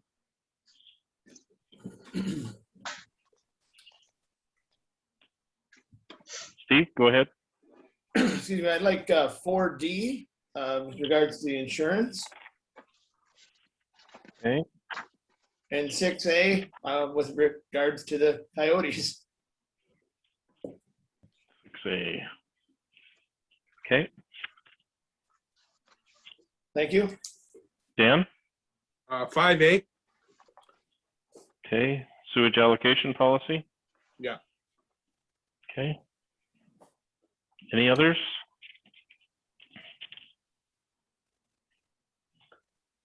So just a quick recap, we have 4D, 5A, and 6A pulled out so far.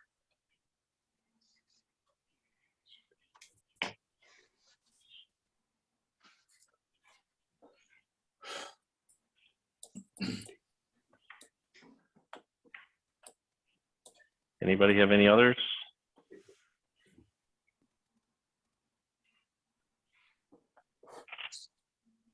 Okay. I'm not seeing any others, so we'll move on with approving all of the others. And I'll suggest that's moved by Steve and seconded by Sherry, that all items listed under items for consideration on the March 22nd, 2021 council agenda with the exception of those items identified for separate discussion, be approved and the recommendations therein be adopted. All those in favor? That's carried. Thank you. So that brings us back to 4D. This is in regard to the municipal insurance renewal. And I'll read the recommendation, then we'll open that up for discussion. Moved by Dan, seconded by Lisa, that the Council of the Corporation of the Township of Wellington North receive report TR 2021-002, being a report on the 2021 municipal insurance renewal. And further, that council endorses the staff recommendation to entertain insurance deductible increases, seek a marketing of the township's insurance portfolio for 2022 calendar year, and direct staff to advise the township's insurance broker of proposed direction for 2021. Okay, open the floor for discussion. Steve, go ahead. Thank you, Mayor, and through you. I just had that one quick question, and I just wanted clarification to make sure that I read it properly. If we increase our deductible, our rates will go down. Is that correct? I guess I'll direct that to you, Adam. Certainly, and through you, Mayor Lennox, your understanding is correct, Councillor McCabe. By increasing our deductible, we'd be saving approximately $13,000 in premium for the year, which, as I understand it, the carriers are willing to accept, backdated to the renewal term of January 1. So yes, you're absolutely correct. Thank you. Just wanted that clarification. Okay, any other questions with regard to that insurance? Dan? Just, I wanted, maybe I didn't understand in the recommendation where it says seek a marketing of the township's insurance portfolio for the 2002 calendar year.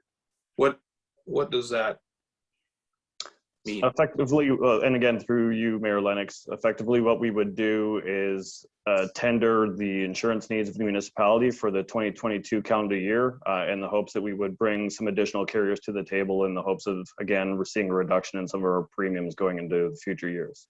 All right. Thank you, Adam. My pleasure. Okay. Any other questions with regard to that? Okay, then I'll call the question. All those in favor? That's carried. Thank you. So now we'll move on to 5A. This is in regard to the sewage allocation policy. And I'll suggest this moved by Sherry, seconded by Steve, that the Council of the Corporation of the Township of Wellington North receive report Ops 2021-15, being a report on the township's sewage allocation policy, and further that the mayor and clerk be authorized to sign the bylaw for the sewage allocation policy at a future meeting of council. Okay, open the floor for questions or comments on that. Dan, go ahead. Yeah, I just wanted to ask and maybe get some clarification or have some discussion in regards to the policy. I know that staff have worked extremely hard in trying to put this together and amending it as they go along here. And I just wanted to know, basically, with the pressures of development that we're seeing now and the pressure that we're going to see in the near future and a little bit further out, how does staff feel?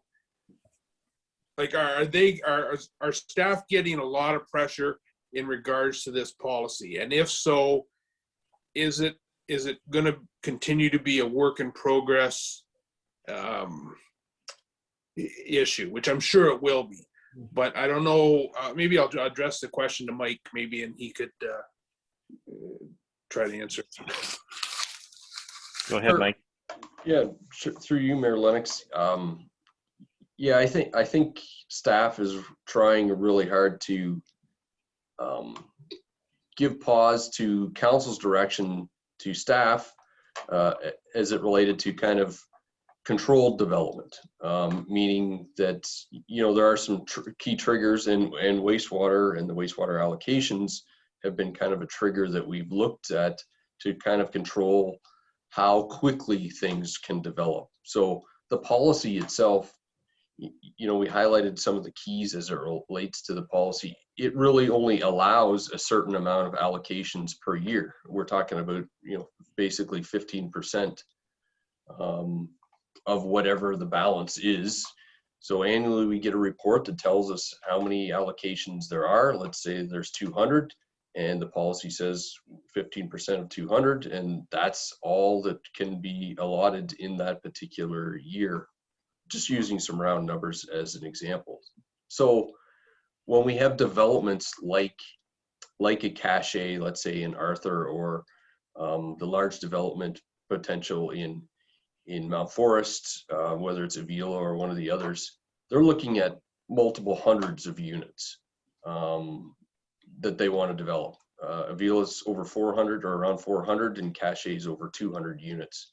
So the idea of 30 units total across Arthur or across Mount Forest is a little, they're not super excited about the limitation. I would say Arthur is, the developers in Arthur are more aware of it because we've talked to them throughout, because of the challenges getting allocation in Arthur. You know, we're in the position where we can open things up a little bit, but yeah, the policy is going to restrict that to a certain degree again. But most of those developers have heard us talk about that. But we're also doing the same thing in Mount Forest, which again is new for all of the developers to go through the process. So it's been a difficult balance for me, maybe me more than anybody. I don't know. I think all the staff would suggest it's been a little bit hard, but we're trying to respect council's wishes with the policy to give some level of control over how quickly both Arthur and Mount Forest grow.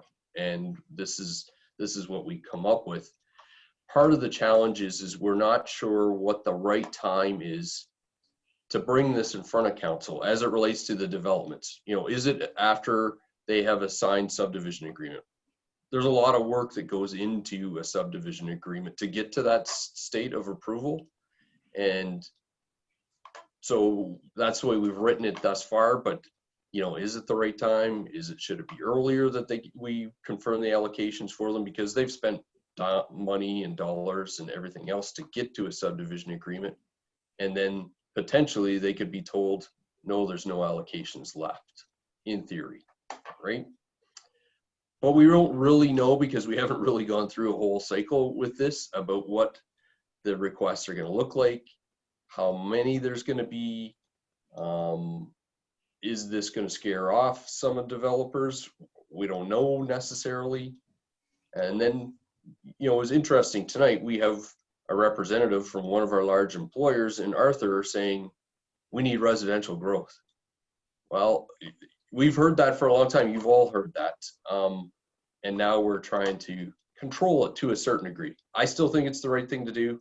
I think all of council agrees with that we want to have some level of control.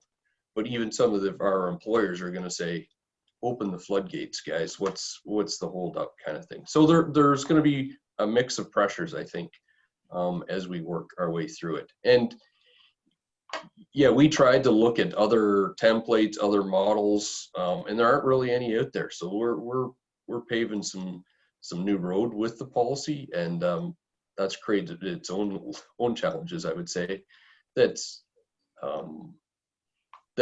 That means, yeah, we've been back to you guys with some amendments throughout, because we want to get it right. I guess is the final answer around that. Okay, Dan, go ahead. So Mike, is staff taking are getting a lot of pressure then from developers? Like, they know this policy's in place, right? They know it's here. Council has endorsed it and supports it, but are we still getting, is staff still getting pressure from development to, I don't know if override is the right word, or move on beyond the policy? Like, it's just, I guess I look at it and I've heard it said that, you know, and that if everything that's on the books in both Arthur and Mount Forest, if everything that's on the books, whether in any kind of stage right now, was to go or continue on, right, we'd be out of sewage allotment almost immediately. So, you know, I think we're going down the right road. I think it's just it's a balancing act for staff, obviously, to try to get it right. Yeah, and I'll maybe let Darren speak to it, certainly from his perspective, and I know Corey's on as well, and he's been engaged throughout as well. Darren's kind of tends to be the first point of contact as it relates to development, so he hears kind of the initial assumption, and sometimes if they don't necessarily like what Darren's telling them, they'll come to Mike, and then if they're really desperate, they'll contact Corey. No, I'm just kidding. But no, I would give Darren an opportunity to speak to it because he's been very interested in the policy too. So yeah, all right, good. Go ahead, Darren. Yeah, thank you, Mayor Lennox. Yeah, we're getting some pressures, more so from the smaller developments that can get through some of the process quickly. Our hope is that some of the revisions we've made tonight will help ease that pressure for some of the smaller and desirable developments to move a bit quickly. For pressures from the larger developments, that's a little bit of an unknown right now. But yeah, we've sat down and looked at it quite a few times as staff to try to come up with the right mix from the controlled growth. And yeah, I think we've done our best here. But to say that there wouldn't be revisions coming in the future, it's like Mike said, it's a new policy, so we're yeah, time will tell, I think. Yeah. Okay, Dan, go ahead. Just one last comment. I mean, I support the policy 100%. I think it's a good idea for us to control it so it doesn't get out of control. And I appreciate what everybody's done from a staff point of view to deal with this and make the proper amendments and try to get it right. So just to, you know, I don't want to belabor the fact, but I do support the policy 100%. Moving forward with development over the next, you know, 15 to 30 years, who knows, but I do support it. Corey, I saw you had your hand up. Did you have something you'd like to add? Yes, thank you, and through you, Mayor Lennox. Yeah, I think it's obvious that growth is happening and is going to happen here in Wellington North, and with that comes some significant challenges as it relates to infrastructure as well. And significant upgrades will be required in both communities in order to handle that growth. And that type of those type of upgrades don't just happen overnight neither. So yeah, that's something that we need to keep in mind. And I know that we're going to be reviewing the technical updates to the master plans in further detail as well. But yeah, I mean, if we could build it too fast and not be able to accommodate that, both infrastructure and operational as well. There's some operational challenges. So it's trying to find that balance between, you know, controlling the growth and being able to maintain and operate as well. Okay, thanks, Corey. Mike? Yeah, Mayor Lennox, with Council's indulgence, we had just in preparation, we had gone back and pulled a portion of reports that we'd shown, and building on Councillor Yake's comments that, you know, with the amount of potential growth, we could be in a, you know, a negative number again. So I'll maybe ask Karen if she can share screen and just as a reminder for Council about the potential that exists from a growth capacity, and yeah, kind of including Corey's comment that, you know, as we kind of slow of things it allows us to kind of build more capacity within our systems, hopefully. So if you can just scroll down, Karen, to near the bottom of Appendix A, it kind of shows kind of the total numbers. And I don't want to get too bogged down in the numbers. I just want to build on Councillor Yake's comments that, you know, there is a lot of potential in terms of growth. Keep going down, Karen, a little bit further. So if you go down to, yeah, kind of the red section there, see, this is Mount Forest that we're looking at, and, you know, as it relates to total sewage units. And now this is, that number changes based on a lot of variables, but, you know, if we're talking roughly 600 sewage units in Mount Forest are currently available as our wastewater treatment plant exists now.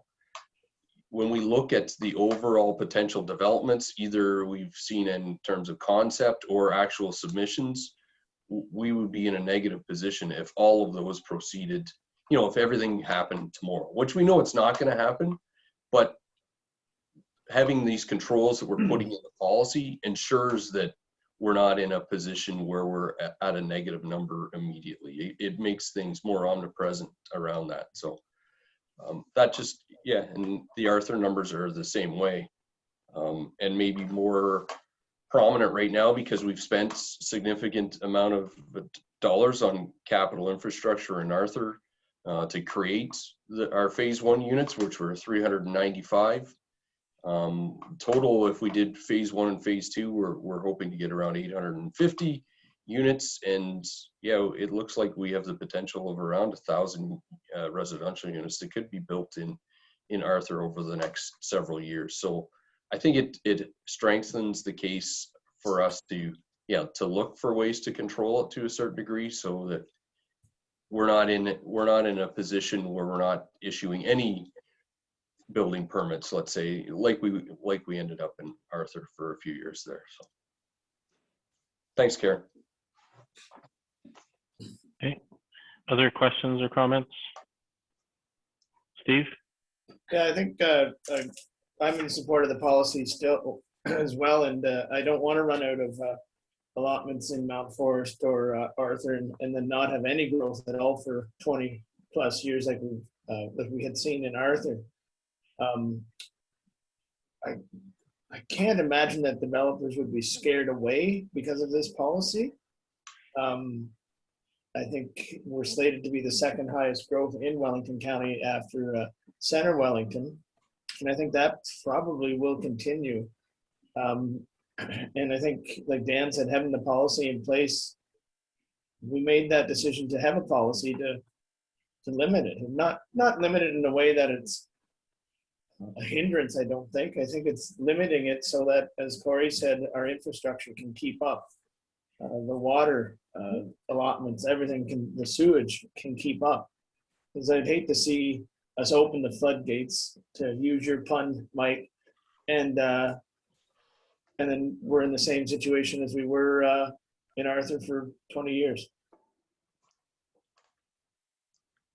Okay. Any other questions or comments?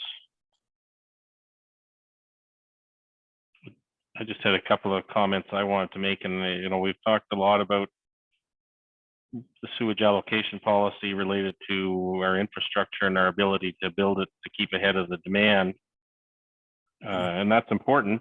I'm not trying to minimize that in any way, but I think we're trying to use this tool. You know, I think part of the struggle with this tool is we're trying to use it for more than just that.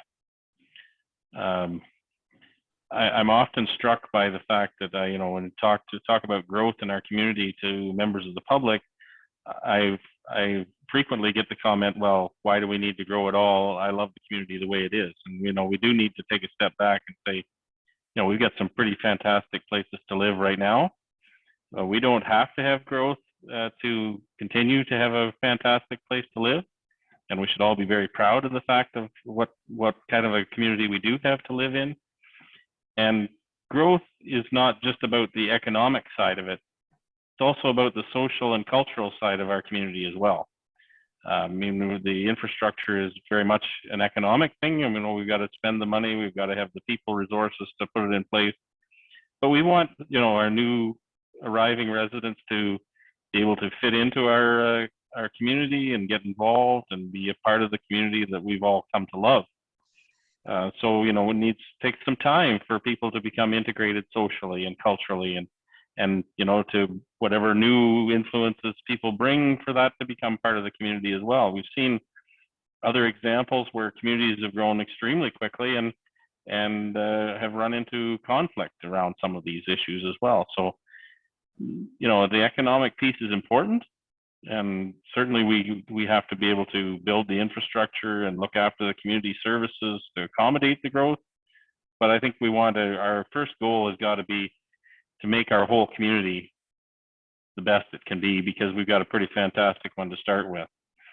And so I think the pressures that staff will feel, and council members will feel it, I'm sure, as well, from the development community, is their economics tell them sometimes that building quicker is better. And that is in conflict with what we're trying to do, and we're trying to make sure that the community is and continues to be a great place to live. So if some of the developers have to adjust some of their economics to make it work, then to me that's completely appropriate, because we are doing the things that we believe are right for our community in the long run. So, you know, a sewage allocation policy is a sewage allocation policy, but I think we're trying to do much more with it as well. So, and I think that means that we're going to have to continue to revisit it and make sure that we're trying to get the right result out of this policy as we go forward. I don't think we should, you know, feel badly about the fact that we didn't get it right the first time. I think we should be proud of the fact that we're willing to adjust it and make it work for what we need it to be, which is more than just infrastructure. So I think I'm done my rant for now. So if anyone else has some comments, that would be great as well.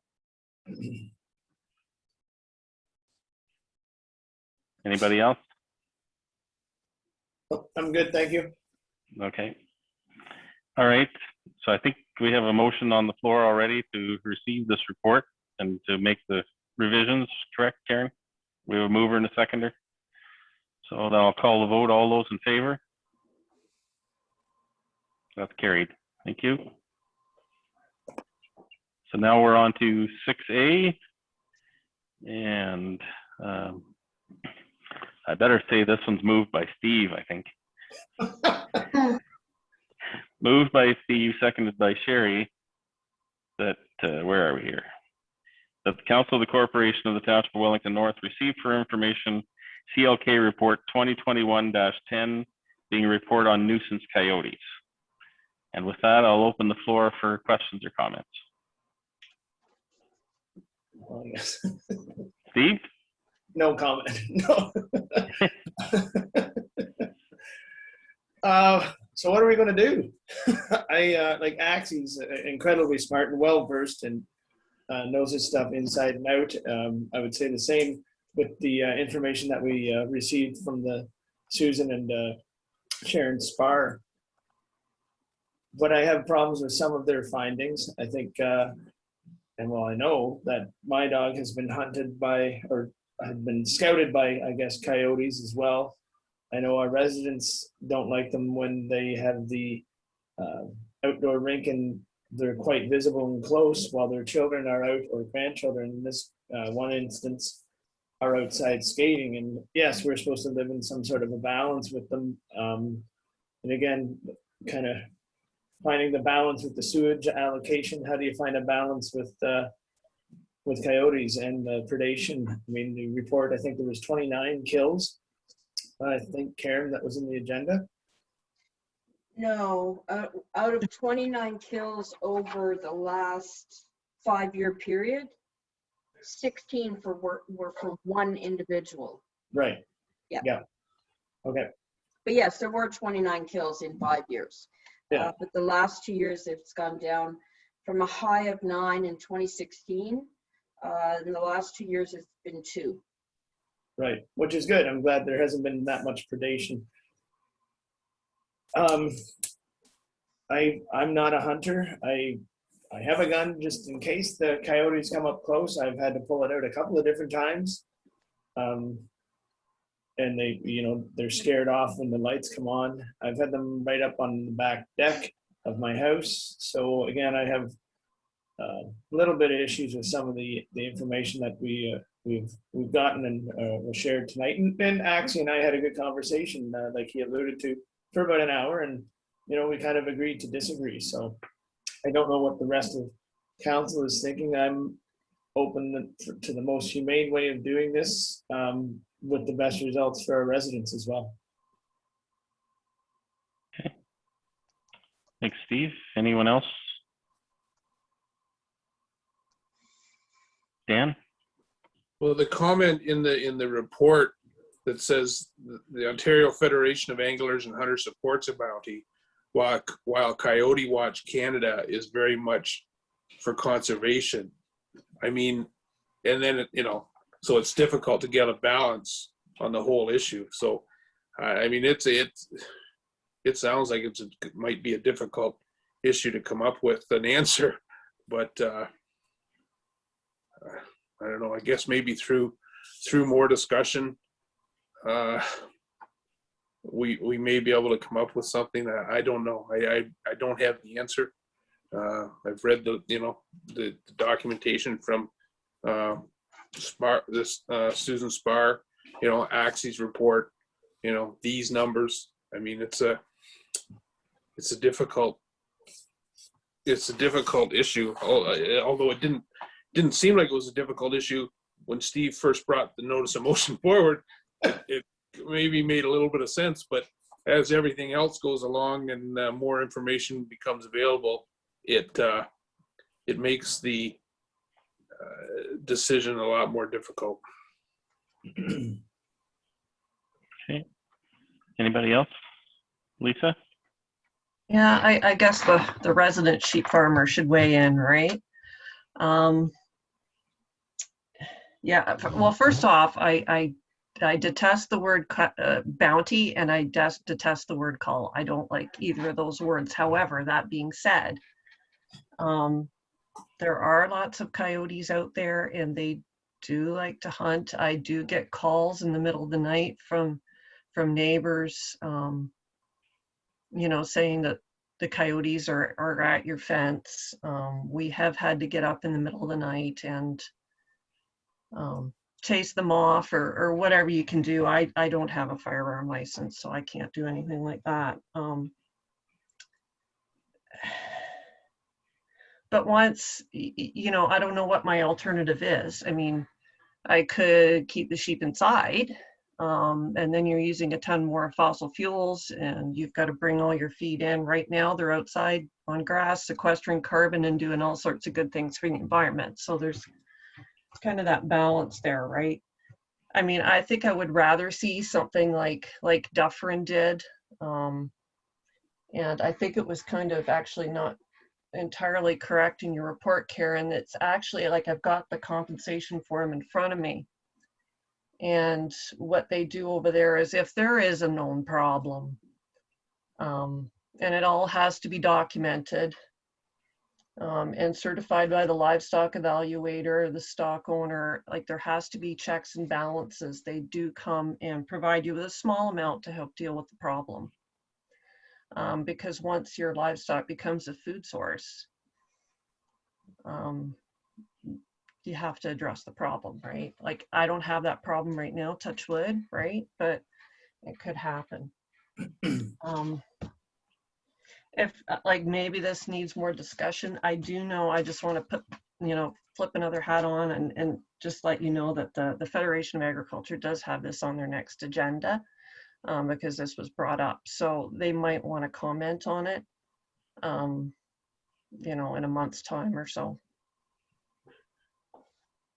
But I can't answer that either. Steve? Yeah, I think, thanks for that, Lisa. I think having the OFA weigh in as well. I think the more information we can gather, the better. And I should mention, I did say I had a gun, and I should insert that I do have my gun license as well for anyone listening out there. But no, I'm happy to have more discussion about this. I think that's the best way to approach this is get the most information that we can, and try and make the best decision and recommendations from, like, have a look at what Dufferin is doing. And I'm not necessarily sure that Chicago and Toronto line up very well with Wellington North with regards to their own plans. But yeah, I think if we had some sort of a policy or some sort of a, I don't know, a solution, I guess, either. I think we should go down that path, try to figure it out. And it probably is going to be a little bit longer than we thought, Dan, for sure. Okay. Anybody else? Karen? So I'm just not clear on what the direction is. What is it that you're wanting me to bring back?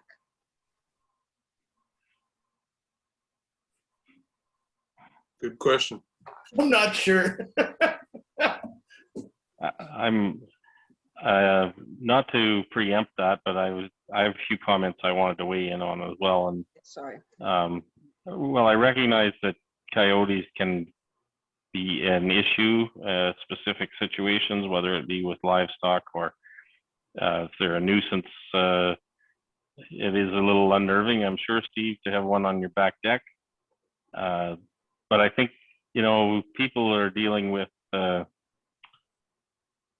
wildlife conflicts all the time. I know I deal with wildlife conflicts routinely, and basically with where I live, whether it's coyotes, raccoons, skunks, deer, all of those things.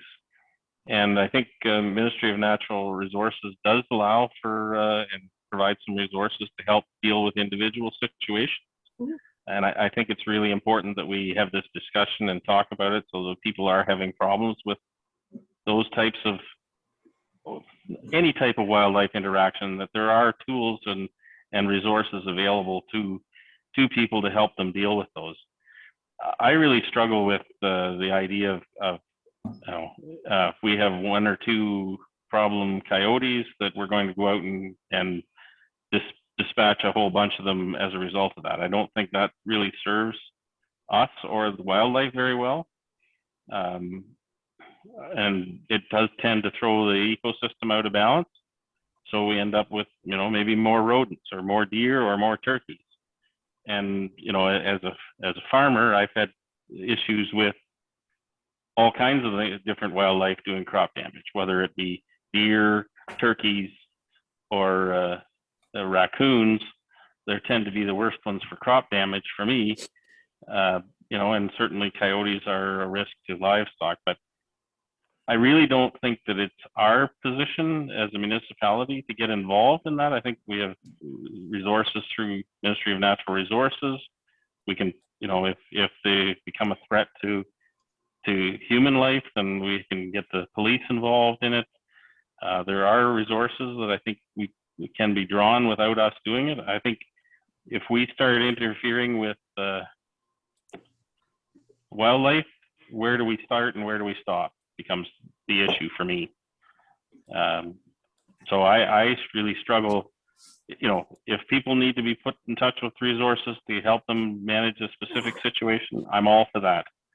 But for us to engage in a broad-based intervention, I just don't think it's the right thing for us as a municipality to be doing, because again, where do we draw the line?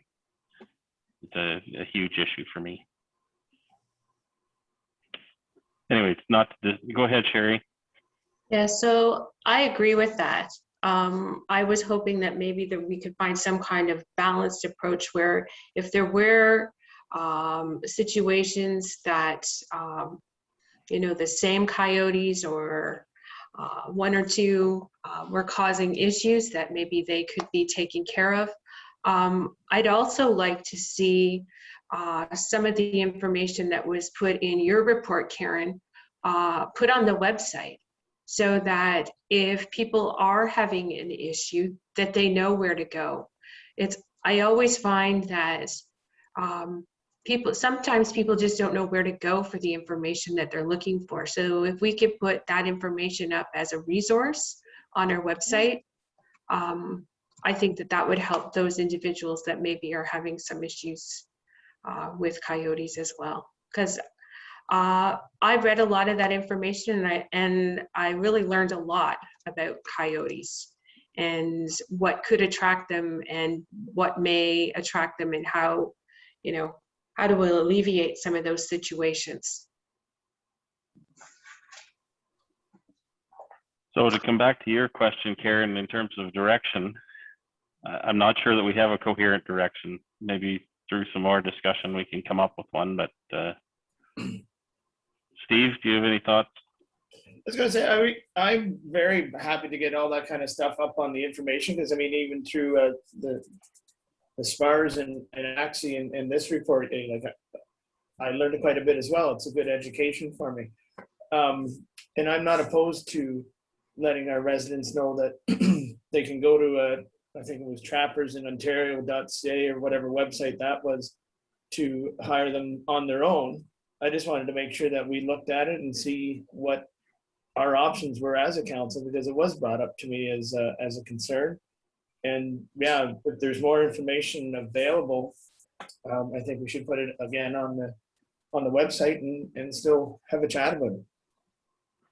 I know, as Axie said, it's like almost like a knee-jerk reaction, but it is a knee-jerk reaction if you're the person in the property and the livestock that the coyotes are going after as well. So I just want to make sure we flush everything out and come up with a good solution or better education, and let our residents know what we can and cannot do as a municipality, or what the Ontario government or the Ontario thinks about it, M&R, and go from there. Okay.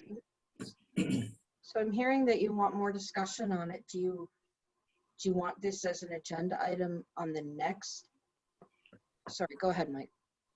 I was just going to suggest, so I heard that maybe, yeah, we could share some of the key contact or key information as part of something on our website, you know, nuisance animals, something of those nature that people could look to and, yeah, get more information. And again, as Councillor McCabe said, if there's, you know, if they have a nuisance issue particular to their property, give them, you know, the link to the trappers, so that if they wanted to do something in the short term, they could pursue that on their own.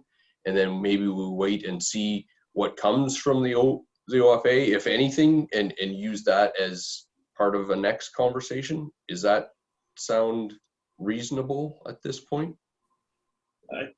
Sorry, for me, Andy, not to usurp you, I think for me that'd be great. I think if we could put it out on our social media as well, Mike. I think a lot of people find their information from the township on those sites as well, or those platforms.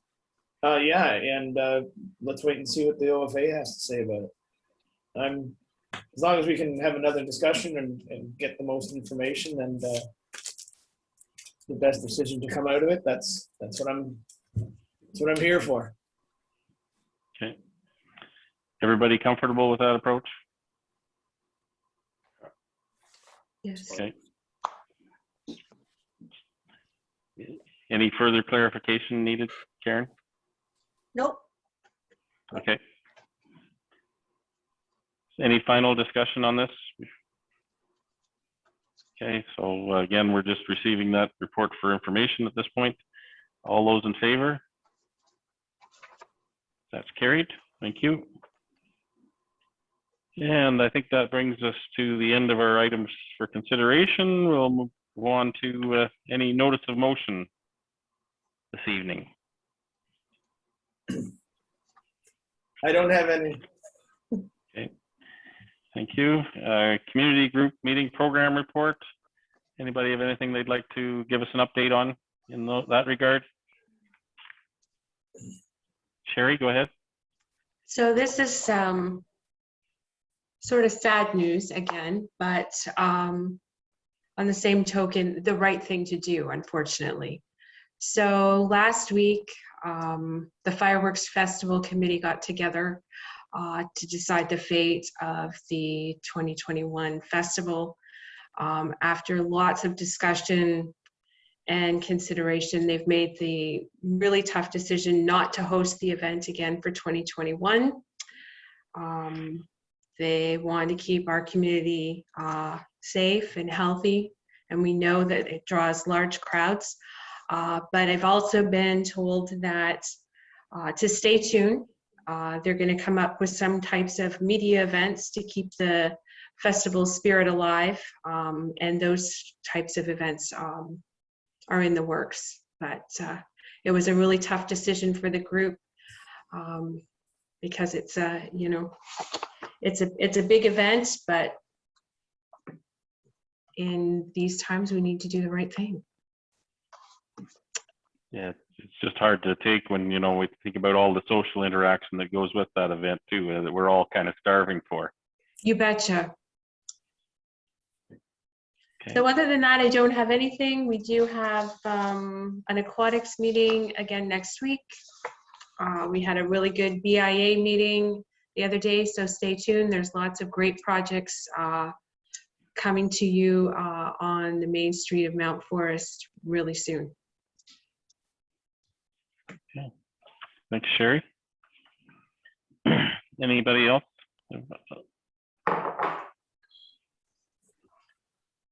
Lisa? I always have a few. It seems I did have Arthur BIA meeting. So they are now they are officially members of the OBIA, the Ontario Association. That's easier. So they're under that umbrella, which will provide them with some support going forward. Again, more work on the connecting link project, more discussion about that. Of course, it goes to tender really soon. I'm not sure exactly when that is, in the next few days, I think. Let's see what else. More discussion about their community art location. We did have a cultural roundtable meeting.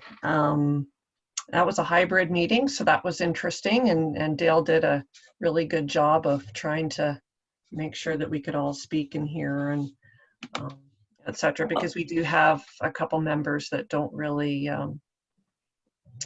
don't do the Zoom things. So anyway, we like to keep them involved. So they are doing an update to their plan, to their cultural plan. So that's something they're being worked on now, and you know, a lot of talk about events and lack thereof, and you know, how we can make the best of everything. Did talk about I guess Culture Days is not Culture Days. I think it's a Culture Month, and kinds of things that can happen. I'm told Mets, the pumpkin thing, is still on for next year, so I guess you might want to get prepared for that. Better start growing mine now. Yeah. Gonna buy one. Yeah, and you know, discussion at the Mount Forest Chamber, of course, most of that, or quite a bit of that, was around the cancellation of the fireworks festival, which Councillor Burke discussed, which is why the announcement came out today. They knew we'd have our council meeting tonight. And that's about it. Okay. Thanks, Lisa. Any others? Well, I don't think I have anything this evening either. So with that, I guess we're moving on to bylaws. And we have a recommendation here, moved by Lisa, seconded by Dan, that bylaw numbers 29-21, 30-21, 31-21, and 32-21 be read a first, second, and third time and enacted. All those in favor?